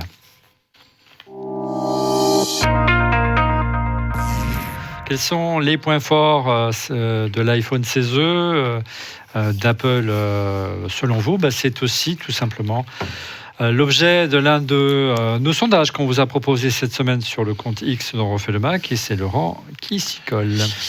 Alors, quels sont les points forts? La batterie, presque 52%. La puce, A18, presque 35%. Apple Intelligence, 11%, et le bouton action, 2%. Donc on a demandé du coup, parce qu'on ne peut pas avoir 8 réponses et 8 questions sur X. Les points faibles. Les points faibles lors d'un autre sondage, Laurent. Donc, un seul capteur photo, 40%. Pas de MagSafe. Ça il faut qu'on explique. Hein. Ah ouais, c'est 38%. L'absence d'ultra-wideband, donc AirTag, 13%. Et pas de Wi-Fi 6E, 7%. 9%. Tu as résumé, Fred, dans un slide les principaux, ou même plus que les principaux, un large éventail de points forts et de points faibles. On y revient ensemble, si tu veux bien. Bon, point fort déjà, donc. On l'a dit, Face ID notamment, qui est arrivé, le bouton action. Oui, Face ID, quand même, on est content de raccrocher, d'en finir avec le SE et d'avoir tout ça. Ce que j'avais noté aussi, c'est qu'on a quand même une puce C1 qui arrive avec ce téléphone et qui est plutôt de bon augure, parce que j'imagine que cette puce, on va pouvoir la faire évoluer. Contrairement à Qualcomm qui fait des puces sur étagère, peut-être qu'Apple nous a caché des choses, mais qu'elle pourra peut-être proposer des services supplémentaires, comme Qualcomm le fait de façon propriétaire. Moi, j'ai noté quand même que c'était bienvenu d'avoir de l'étanchéité et je trouve que les finitions sont très belles. Quand on regarde le produit, on a vraiment, par rapport au SE, l'impression d'acheter un produit quand même plutôt premium. Je sais qu'il est cher, hein. J'espère qu'il descendra, mais on a vraiment une grosse différence. Je le vois avec le téléphone de ma fille. C'est quand même le jour et la nuit. Entre un écran, on n'a plus les bandes. C'est plutôt sympa, ouais. Et puis on oublie de préciser pour ceux, on n'a pas dit encore, qu'il dispose du mode satellite pour aller envoyer des SOS d'urgence. Ouais. Faire des messages également par satellite, et puis la fonction détection d'accident qui a été utile. On est sûr de faire un peu d'humour dans nos malheurs quotidiens, mon cher Stéphane. Mais c'est pas déclenché. C'est pas déclenché. Bon. Une autre réaction sur Twitter, Laurent. Ouais, c'est T-Rex qui dit pas de MagSafe et d'ultra wideband. Faut pas déconner. On n'est plus en 2012. Le travail band, c'est ce qui permet de localiser les AirTags. Tu as résumé à nouveau les... Oui. Assez génial quand même. Je suis dans l'avion de retour de San Francisco et le matin, je trouve plus mon téléphone. Et je me dis, pourtant, je l'avais dans ma poche, je fais attention. Et en plus, il stresse tout le monde en disant, si tu l'as fait tomber sous ton fauteuil... Bon. Faut pas qu'il se casse en deux, sinon il va déclencher un incendie. Moi, j'ai une copine qui était dans le vol aussi pour San Francisco, où il y a le premier incendie qui s'est déclenché. Je peux dire qu'ils n'ont pas rigolé du tout. Et donc, je me dis, avant de tout basculer, je vais chercher mon téléphone. Je dis à mon fils, tu vois mon téléphone? Mon fils est petit, il passe sous le fauteuil. Il me dit, je trouve pas ton téléphone. Je te mange au volant derrière. Donc, je prends ma montre et je dis, ouais, mon téléphone. Et il me dit, mais là, il est autour de toi. Donc, je commence à le faire sonner. Ultra wideband. Et je me suis dit, et en fait, j'ai commencé à faire sonner. J'ai retrouvé le téléphone en le faisant sonner. Et en fait, il avait glissé sous le fauteuil, tu vois, sous le truc. Et du coup, j'ai pas galéré avec les doigts, je l'ai récupéré. Et je trouve ça quand même ultra pratique. J'arrive pas à concevoir aujourd'hui qu'il n'y ait pas tous les produits de toute la gamme, c'est-à-dire du MacBook Air qui est ça. Et pareil, je suis assez d'accord sur le MagSafe. Il devrait y avoir du MagSafe partout, quoi. Tu as résumé les mots également dans ce slide, Fred. Le slide précédent pour la régie. Alors c'est vrai qu'il y en a qui disent que sur le MagSafe, effectivement, c'est un peu gênant. C'est vrai que tout le monde l'utilise pas. Moi, je suis assez étonné. J'adore MagSafe, mais c'est vrai qu'il y a une majorité des gens qui n'ont pas d'accessoire MagSafe. On peut le compenser avec des coques qui l'ont. Ça peut être une solution. Pour ce qui est du Wi-Fi 6 et 7, effectivement, on l'a pas. Le 6E et 7, on l'a pas. Ça, c'est un petit peu dommage parce que les puces, c'est Broadcom, elles y sont déjà. Donc, c'est juste une question de royalties. Ça coûte un peu plus cher, mais ça change pas au niveau hardware grand-chose. Par contre, là où je vais revenir peut-être en détail, et mon point de vue hardware, c'est que rajouter une puce UWB, ça coûte cher. La puce coûte cher, relativement cher. Mais surtout, c'est qu'elle complexifie grandement la fabrication, la carte mère, et surtout il faut des tests pour étalonner de façon pratiquement unitaire chaque téléphone pour la précision, puisque c'est de la précision à quelques centimètres. Donc ça, c'est quelque chose qui paraît tout bête, mais ils ont préféré se dire, après tout, il y a du Bluetooth. Alors je suis d'accord, c'est pas très précis, mais les gens feront du Bluetooth, ils feront sonner leur AirTag avec le Bluetooth, et puis tant pis. Voilà. Mais par contre, il faut pas sous-estimer le coût de l'UWB. Il coûte cher, le 6, il coûte cher. Fred, ils auraient pu quand même. Il coûte cher. Ils auraient pu. C'est pas un SE à 500 €. Voilà, c'est quand même pas. Tout à fait. C'est des économies de bout de chandelle. Ouais, mais il y a le bout de chandelle qui coûte pas très cher, comme le Wi-Fi 7 ou 6E, et puis il y a le bout de chandelle qui coûte quand même un peu plus cher, je pense, parce que ça change la configuration de la carte mère. Et puis surtout, c'est pour l'étalonner. Il faut étalonner ces puces-là unitairement. On parle de quelques dollars par téléphone. Une puce, c'est à peu près une dizaine de dollars. La carte mère, il faut la revoir et il n'y a pas beaucoup de place. Donc je pense que voilà, c'est passé à la trappe, comme la 5G qui nous intéresse pas, les ondes millimétriques. En Europe, on s'en fout, à part l'Italie qui en a quelques-unes. Ils se sont dit, après tout... Et puis ils ont des stats. Par contre, c'est vrai qu'il n'y a pas d'HDR10 ou sur la partie écran, on n'a pas de promotion, on n'a pas qu'est-ce que je voulais dire aussi, de Dynamic Island. Mais ça, c'est pas encore connu de tout le monde, peut-être le Dynamic Island. Encore une fois, c'est vraiment un téléphone qui est pas pour nous, il n'est pas pour les geeks. Donc les gens classiques qui achètent ça, qui veulent un iPhone, durabilité, tout ça, ils vont pas regarder forcément tous ces détails comme nous on le voit, évidemment. La conclusion sur les plus et les moins avec Didier, peut-être ? Qu'est-ce que ça t'inspire ? Moi, j'ai l'impression que c'est aussi un peu un téléphone où il y a beaucoup de gens qui vont se dire tiens, je vais acheter un 16 un peu moins cher. Donc le vendeur va te dire oui, mais c'est quasiment le même. Bon, oui, t'as qu'un capteur photo, mais regarde, c'est la même puce, ça va aussi vite, Apple Intelligence. Donc il va te montrer les beaux côtés. Et en fait, les mauvais côtés, tu vas les découvrir petit à petit. Tu vas le mettre là sur ton. T'as acheté un petit chargeur de voiture, il te dit compatible depuis l'iPhone 12. Tu le mets là-dessus. Et le truc il tombe, tu vois. Bah tiens, il tombe pas, regarde, tu vois, il est un peu accroché. Et voilà, tu vas être déçu. Ensuite, tu vas acheter tes AirTags, parce que les AirTags c'est comme le produit le plus grand public d'Apple. Et tu vas essayer de les chercher. Tu dis ah tiens, ça marche pas. Il va juste te dire à peu près où c'est.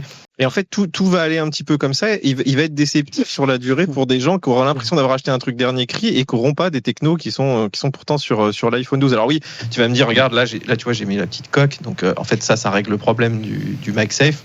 Donc ça, très très bien. Mais l'ultra wideband, c'est aussi quand même utilisé de plus en plus pour des clés de voiture, pas forcément sur des véhicules très haut de gamme. T'achètes, j'en sais rien. Bon, la R5, je crois qu'elle le fait pas encore, mais ça va quand même arriver assez vite. Donc c'est des en plus, il y a un manque de cohérence de la part d'Apple, c'est-à-dire que t'as les AirTags quand même qui gèrent ce truc depuis Mathusalem, enfin depuis qu'ils sont sortis, et du coup, c'est un produit grand public. Il y a une certaine continuité dans les produits Apple, et là on a un décrochage, tu vois. Et c'est ça qui est étonnant sur un produit comme ça. Moi, je trouve que c'est beaucoup plus grand public le AirTag ou le MagSafe que Apple Intelligence aujourd'hui, ou limite que la 5G, tu vois. Tu te dis, après tout, ça sert à quoi la 5G ? Enfin, ça sert à rien la 5G, autant avoir de la 4G. Enfin, en fait, je n'arrive pas à comprendre la segmentation de ce produit. Je n'arrive pas à comprendre quelle personne, tu vois, quel utilisateur te dit, ouais, moi j'aimerais bien la dernière puce pour Apple Intelligence, par contre, je veux pas le MagSafe. Mais par contre, tu vois, quand même, derrière, je veux qu'un capteur photo, là, il y en a trop, sinon c'est trop compliqué. Mais par contre, je veux pas qu'il détecte mes AirTags quand même. Enfin, si tu demandes à quelqu'un de faire ses specs, mais qui fait ça, quoi ? Qui fait ça ? Je ne comprends pas. Didier, tu as commencé, je pensais pas que tu allais dire ça, je pensais que tu allais dire autre chose. Je pensais que tu allais dire, les gens ils vont regarder la gamme et ils vont regarder le premier produit. Et très vite, ils vont se rendre compte que ce premier produit, il est limité, il est limitant. Et donc, ils vont ne pas hésiter à passer au produit supérieur qui est le 16. Oui, mais ça, c'est les geeks. Les geeks, ça oui, je suis d'accord. Ouais, je suis même pas certain. 250 € de plus quand même. Mais ça, c'est pour les gens qui n'y connaissent rien à l'iPhone. C'est exactement les mêmes qui vont acheter un MacBook Air M1 parce qu'il va être à 789 € alors que le M4 va être à 1000 €. Et ils sauront pas qu'il n'y a pas Apple Intelligence, tous ces trucs, ils s'en foutent. Et en fait, c'est pour avoir les gens, quoi. Ouais. Moi, je vous encourage, allez sur le site d'Apple, autant aller sur un site sans aucun problème. Faites le comparatif entre 3 téléphones qui ont tous la même taille d'écran. 6.1. Le 16, le 15 et le 16e. Vous allez voir, le 16e, il se comporte plutôt pas mal quand on compare les specs. Bon, après, voilà, il est moins cher, oui, c'est ça. Voilà. Maintenant, après, à qui s'adresse-t-il ? Ben, voilà, moi, je vous entendais en régie, vous parliez des revendeurs. Tu nous as écoutés. Je vous ai écouté, voilà. Et c'est vrai que le SE, ça se revend très, très bien. Le SE2, il est encore valable avec iOS 18, ce qui est quand même. Moi, j'ai un SE2 qui et il vaut 120 balles dans les trucs. Il va très bien vieillir, il va très bien se vendre. Bah, c'est peut-être, ils sont peut-être avant-gardistes. Dans un an et demi, tu veux dire, les 16 Ah bah oui, il sera très bien à acheter en reconditionné et ça sera très intéressant, je pense. Allez, on va s'intéresser à une exclusivité. C'est rare qu'Apple réserve une exclusivité à un produit un peu plus grand public que ses modèles Pro, c'est le modem. Le modem, c'est un... Alors, Apple a choisi de se séparer pour ce modèle de Qualcomm, tu l'as dit Fred. Qu'est-ce qu'on sait des secrets, si secret il y a, de ce modem C1 ? Qu'est-ce qu'il transpire sur sa gravure, qui le fabrique, etc., etc. Qu'est-ce que tu as pu dénicher ? Alors, ce que j'ai pu dénicher, effectivement, c'est pas grand-chose parce qu'ils communiquent assez peu. Ils le vendent surtout pour une puce qui va être mieux intégrée pour gérer mieux l'autonomie. Donc, les flux, les priorités des flux. C'est vrai que les tests, je discutais avec l'américain MaxTech, qui a une grosse chaîne aux États-Unis. Il est chez T-Mobile. Il est arrivé à faire monter la bande passante 5G mieux que son iPhone 16 Pro, qui est en Qualcomm. Donc apparemment, il est très très bon. Apparemment, ça sera un peu moins bon quand il faudra faire gaffe quand on capte moins bien. peut-être que là, il y a des optimisations assez plus performantes de la part de Qualcomm. Donc, il faudra voir, notamment dans le train, dans des environnements difficiles, si la puce y arrive. Mais surtout, c'est qu'elle économise moins, elle est plus petite. Elle doit être à peu près autour de 10% plus petite qu'une puce Qualcomm. Et surtout, c'est que c'est l'avenir d'Apple, c'est-à-dire qu'il va pouvoir la reconfigurer, il va pouvoir lui faire des choses au-delà de la 5G. Et c'est ce que fait des fois Qualcomm avec ses puces. Et on va voir sûrement arriver le futur, des futures choses, des communications, des reconnaissances plus faciles qui se feraient, non pas, par exemple, si on n'a pas de Wi-Fi, ou qui se feraient peut-être avec ces puces-là, on pourrait avoir des choses un peu propriétaires, comme on a eu avec AirDrop et compagnie. Alors, en clair, pour revenir sur ce qu'on disait tout à l'heure sur le busomètre et l'arrivée de ce HomePad, Apple pourrait intégrer dans la prochaine génération de puces C1 d'autres composants que la 5G. Ça pourrait être du Wi-Fi, ça pourrait être du Bluetooth, ça pourrait être également un composant propriétaire pour faire reconnaître automatiquement et configurer des objets connectés. Donc voilà, c'est un produit qui est voué à évoluer. Et tu disais, c'est un produit qui est très compact et très économe. Alors aujourd'hui, ça peut paraître superfétatoire pour un iPhone 16 Pro Max comme le nôtre, qui a une super autonomie. Mais à l'heure où Apple potentiellement pourrait lancer un iPhone 17R dans quelques mois, plus de finesse, qu'on a pu le voir récemment à la Mobile World Congress, parce que tout le monde s'y met, du coup, d'avoir ce type de modem-là, il y aurait un vrai sens cette fois-ci. On peut penser légitimement. Ouais, c'est un vrai sens, et surtout, il ne faut pas oublier que ça coûte cher. Cette partie-là, elle prend beaucoup d'espace sur la carte mère, et elle participe, quand on est en 5G, ça participe grandement à la consommation et au fait qu'un téléphone chauffe. Donc, intégrer ça dans leur process de fabrication avec les nouvelles puces, etc., c'est effectivement une force. Ils essaient quand même de se démarquer, et ils versent quand même pas tout à fait une dizaine de milliards de dollars à Qualcomm tous les ans. Donc, ils vont récupérer de la marge, ils vont récupérer des possibilités. C'est quand même assez intéressant. Moi, j'attends. J'ai un collègue qui s'appelle Romain Fro, qui travaille pour Yole Group, qui font du reverse engineering. C'est des Français qui sont sur Nantes, etc. Et ils vont analyser cette puce C1. Il me disait là sur LinkedIn qu'il y a quand même des choses qui sont assez surprenantes. Donc peut-être qu'on vous en dira plus tard sur cette puce. Tu as intérêt. On en sait peut-être un peu plus, Laurent, Stéphane, puisque iFixit a démonté, comme chaque nouveau produit d'Apple, l'iPhone 16e, ils ont regardé de près le modem C1. Et ils trouvent que la structure est similaire au Qualcomm X71M. C'est-à-dire son concurrent direct. Ouais, donc tu vois, c'est l'aspiration, il y a une inspiration directe. Alors est-ce que c'est l'inspiration du reverse engineering, tu vois? On la voit là en gros plan grâce aux images d'iFixit. Elle a été gravée en 4 nanomètres. C'est du 4 nanomètres. Ouais, et elle a à côté de ça une mémoire, une DRAM. Ouais. Et émetteur, spécifique. Émetteur et récepteur sont gravés en 7 nanomètres. C'est la partie, certainement aussi pour une raison peut-être de puissance. Il y a plein de oui, parce qu'en fait, ce qui se passe, c'est que quand vous avez la partie antenne, après, il faut amplifier, il faut filtrer. Ça, c'est plutôt des composants analogiques. Donc là, ils n'en parlent pas, mais je ne sais pas chez qui ils se sont fournis pour ce côté filtrage et purement analogique et amplification. Et puis après, il y a d'autres processus analogiques pour traiter la séparation des fréquences. Et ça vaut pas le coup de faire du 4 nanomètres. On fait ça souvent en 7 ou au-dessus. Donc l'avantage, je pense, c'est que la carte mère, elle est vraiment toute petite, parce que la batterie, encore une fois, la batterie est énorme. Ils ont vraiment pris une batterie très très haute, et donc la puce, tout tient, c'est une double carte mère. Je pense que c'est un premier jet qui est hyper sécurisé. Ils voulaient vraiment que ça fonctionne et qu'il n'y ait pas de problème thermique, etc. Mais je pense que la puce C2 qui viendra, etc., sera encore plus optimisée. Alors, tu parlais tout à l'heure des performances qui s'annoncent meilleures que Qualcomm.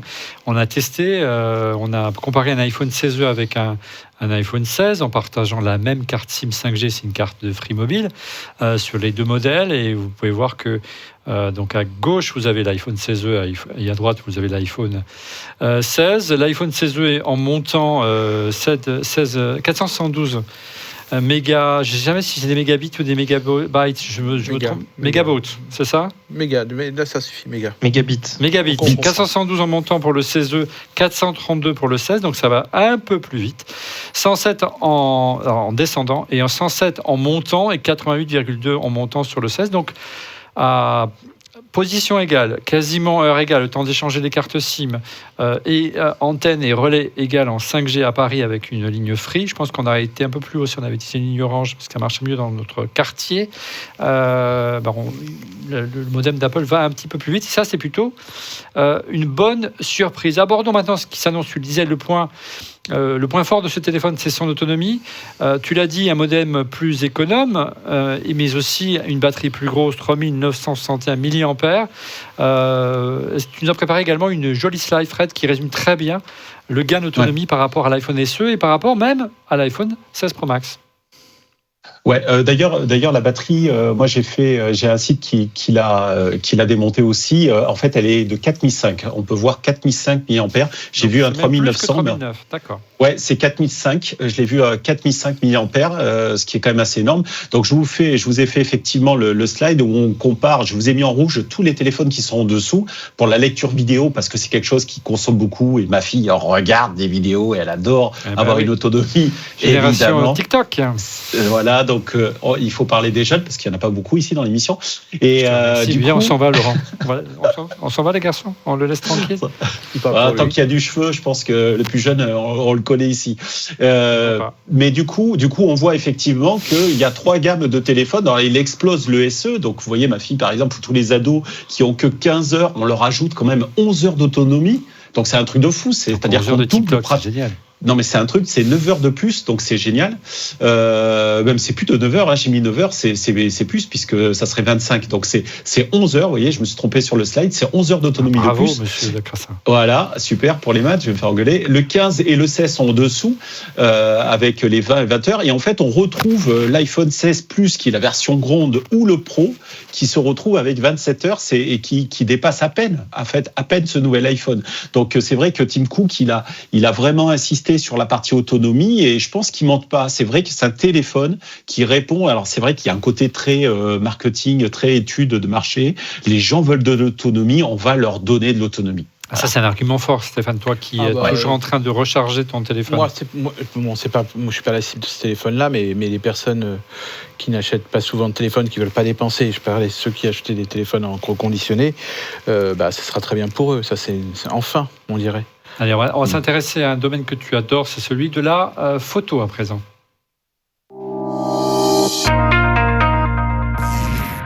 Il y a un seul capteur au dos, une caméra de 48 mégapixels, mais Didier vous a expliqué qu'en fait, il faisait des photos plutôt en 24 et on zoomait dans le capteur pour pouvoir avoir l'effet x2.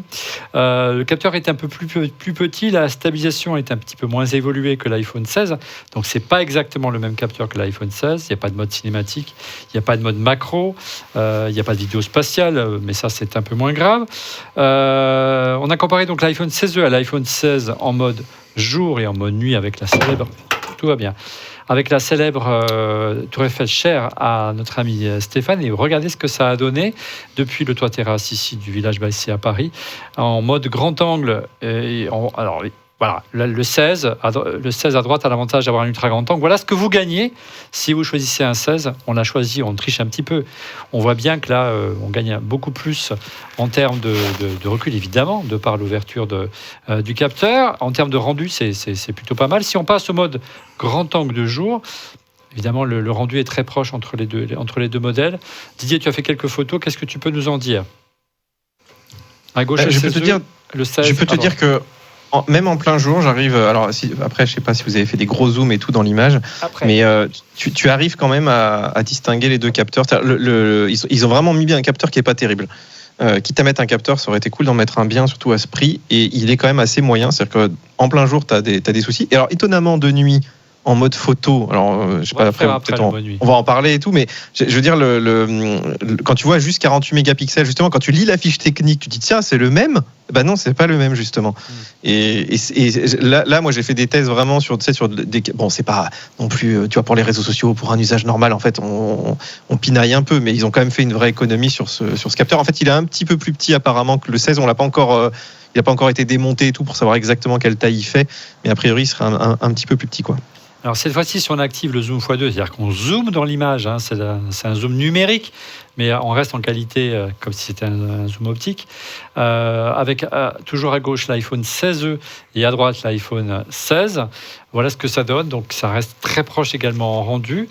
L'image, je la trouve parfois même un petit peu plus flatteuse sur l'iPhone 16e, mais encore une fois, Stéphane, avec les traitements IA d'aujourd'hui, c'est très difficile de faire une différence. C'est vrai que sur ces photos, on préfère le 16e.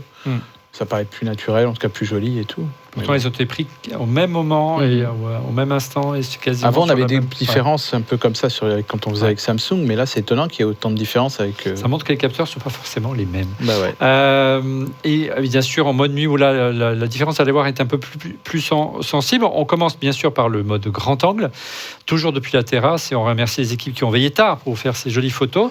Alors, c'est plutôt joli. Hein. Je trouve que Alors, je sais pas ce que... Alors, là, déjà... Pardon, on commence à la comparaison entre l'ultra grand angle et le grand angle. On va passer directement au grand angle pour vraiment faire un face-à-face entre les deux. Qu'est-ce que vous en pensez ? C'est pas si mal finalement. Moi, je m'attendais à pire, hein, Didier, en mode nuit. Hein. Non, mais moi, les photos que j'ai faites sont étonnamment assez similaires. Par contre, si tu zoomes un petit peu sur l'image, bon là, on le voit pas, mais si tu zoomes énormément, il y a un peu plus de lissage sur le 16. Et étonnamment, du coup, tu as un peu plus de détails sur le 16E quand tu zoomes de nuit.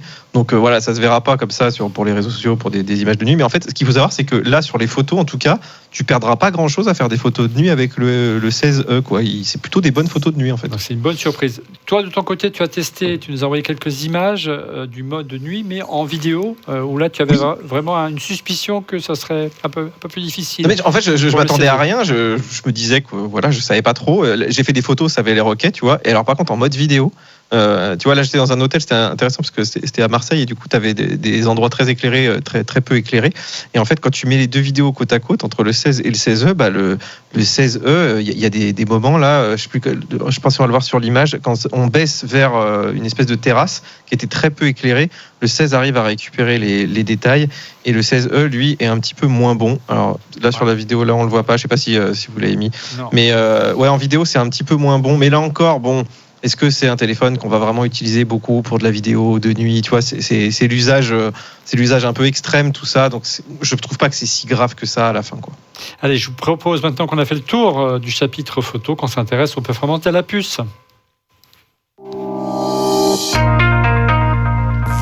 Donc, place aux performances de la puce A18, un CPU Seeker, on l'a dit, une puce A18 qui diffère de la puce de l'iPhone 16 par un processeur graphique, nous a dit Fred, en moins, une puce graphique en moins, un cœur graphique en moins. Apple annonce jusqu'à 93% plus rapide qu'un iPhone 11, donc on s'est amusé à comparer, tout d'abord avec les outils classiques comme Geekbench 6, regardez.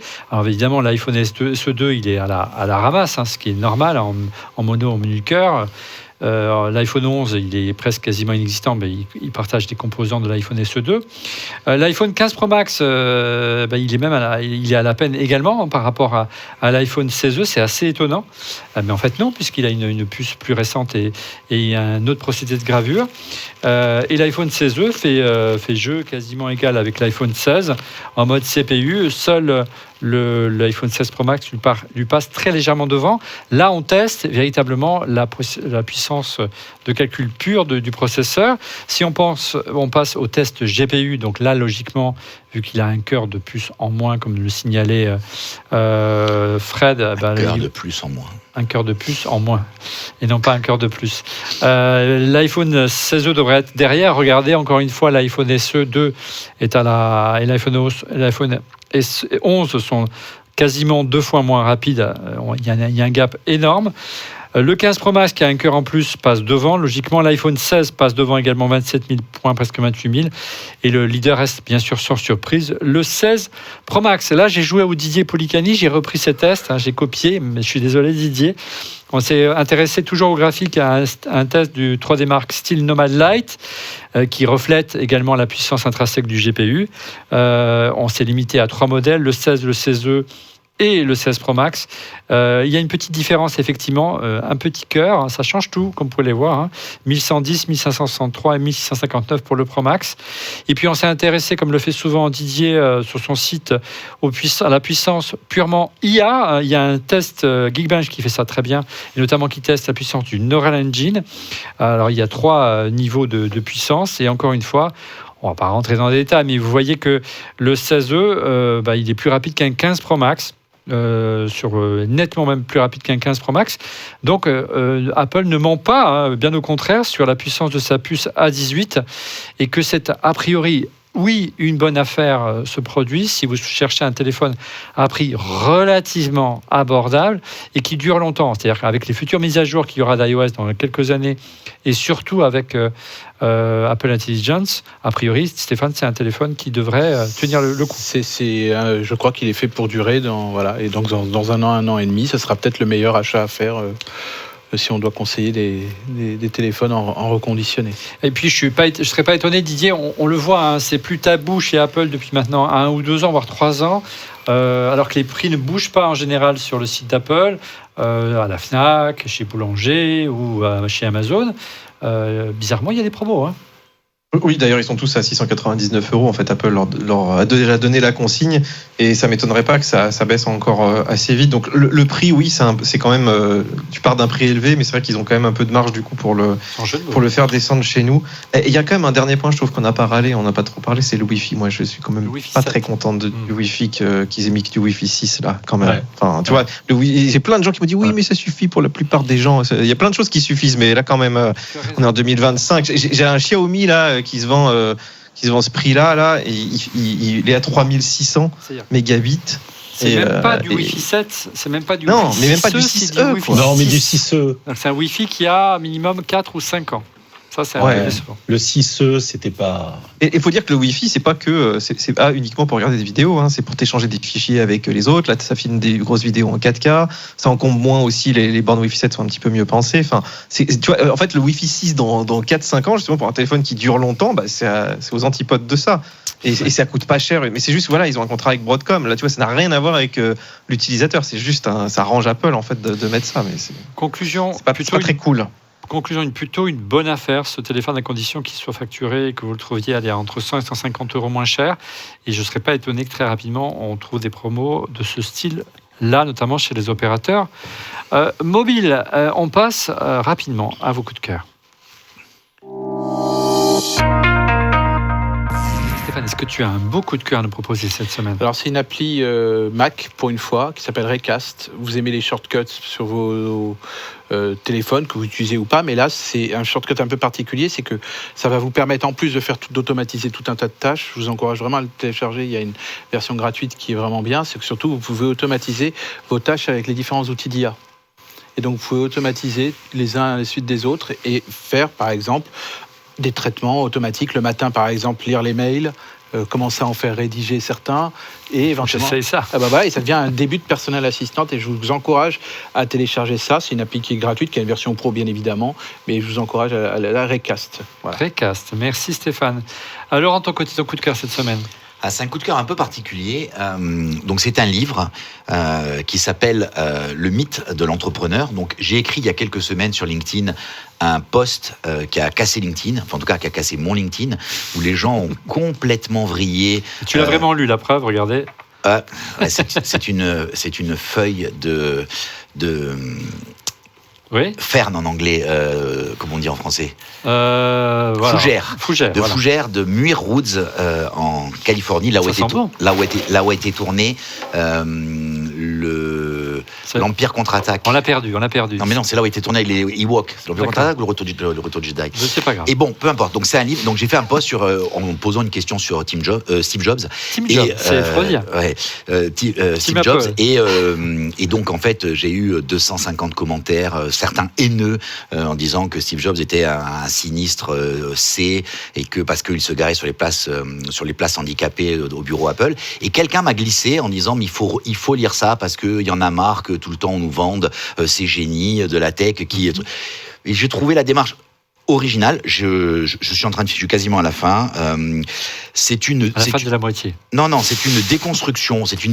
C'est assez intéressant parce que c'est très documenté sur de la sociologie, de la psychologie.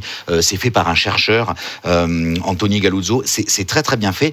Après, à titre personnel, moi j'aime les belles histoires. C'est-à-dire que quand tu regardes un film américain, quand tu regardes un film d'Hollywood, tu regardes un film pour. Là, il n'y a pas d'happy end pour ce Il y a plein de choses dans un film d'Hollywood.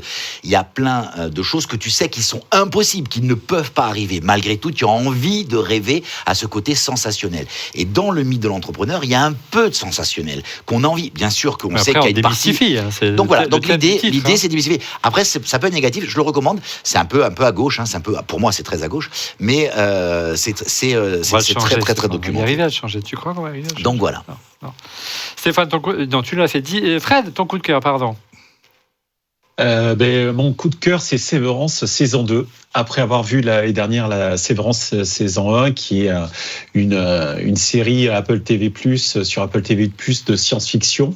Mais il n'y a pas de laser, il n'y a pas de vaisseau spatial. Tout se passe dans la tête de quelqu'un, de personnes qu'on a inséré une petite puce. Bon, je vous raconte pas, je vais pas spoiler. En tout cas, c'est la saison 2. Voilà, une puce Apple Silicon pour rester dans le hardware. Et du coup, on se retrouve avec deux personnalités, la personnalité qui est à l'extérieur et puis la personnalité qui travaille et qui ne fait que travailler parce qu'il n'a pas conscience de ce qu'il fait à l'extérieur et vice-versa. Donc, ça donne des scènes complètement délirantes et puis ça se construit. C'est extrêmement génial. C'est fait par un scénariste amateur qui a été repéré par Ben Stiller. L'acteur qui a voulu absolument réaliser cette série. C'est la saison 2, on est à l'épisode 8 là, qui va sortir cette semaine et je conseille à tous. Du coup, en voyant la saison 2, j'ai repris la saison 1.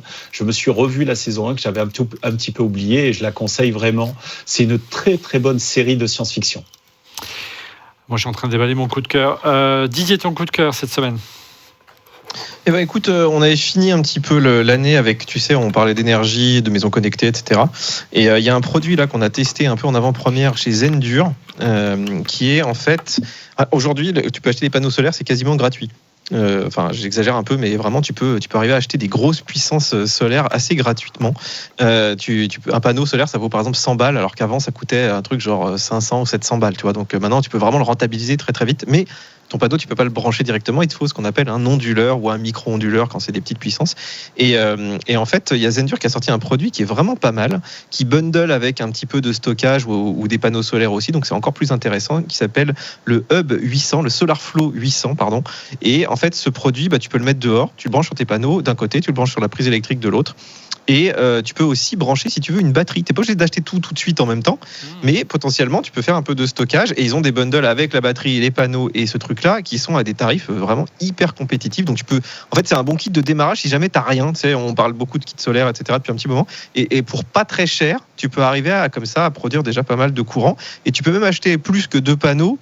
Tu peux acheter 4 panneaux, puisque en fait, tu peux mettre une petite batterie puis stocker ton surplus pendant la journée.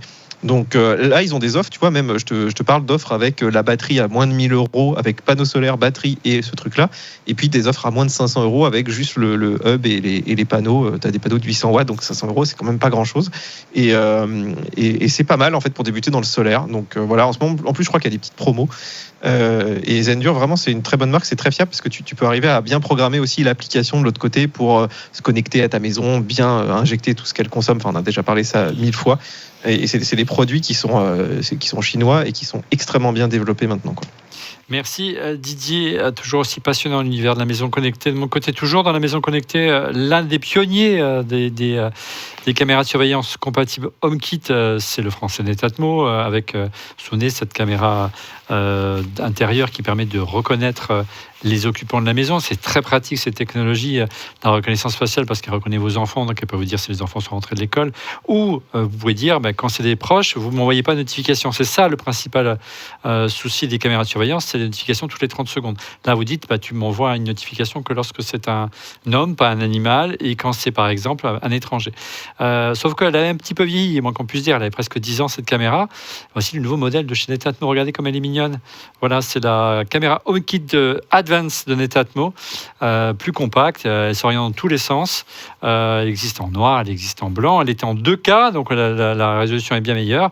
Il y a toujours le système est génial, le système de reconnaissance faciale et l'intelligence artificielle qui permet de reconnaître vos proches ou vos animaux et donc pas vous envoyer tous les 30 secondes une petite notification, et c'est ça qui est vraiment pénible encore une fois lorsque vous avez des caméras de surveillance.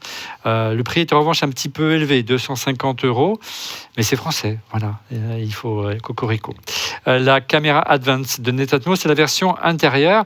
On attend maintenant la déclinaison pour la version extérieure. Voilà, c'est la fin de cet épisode de Refait le Mac. Merci de l'avoir suivi. Merci Stéphane d'avoir réussi à nous rejoindre en un seul morceau. Merci Laurent.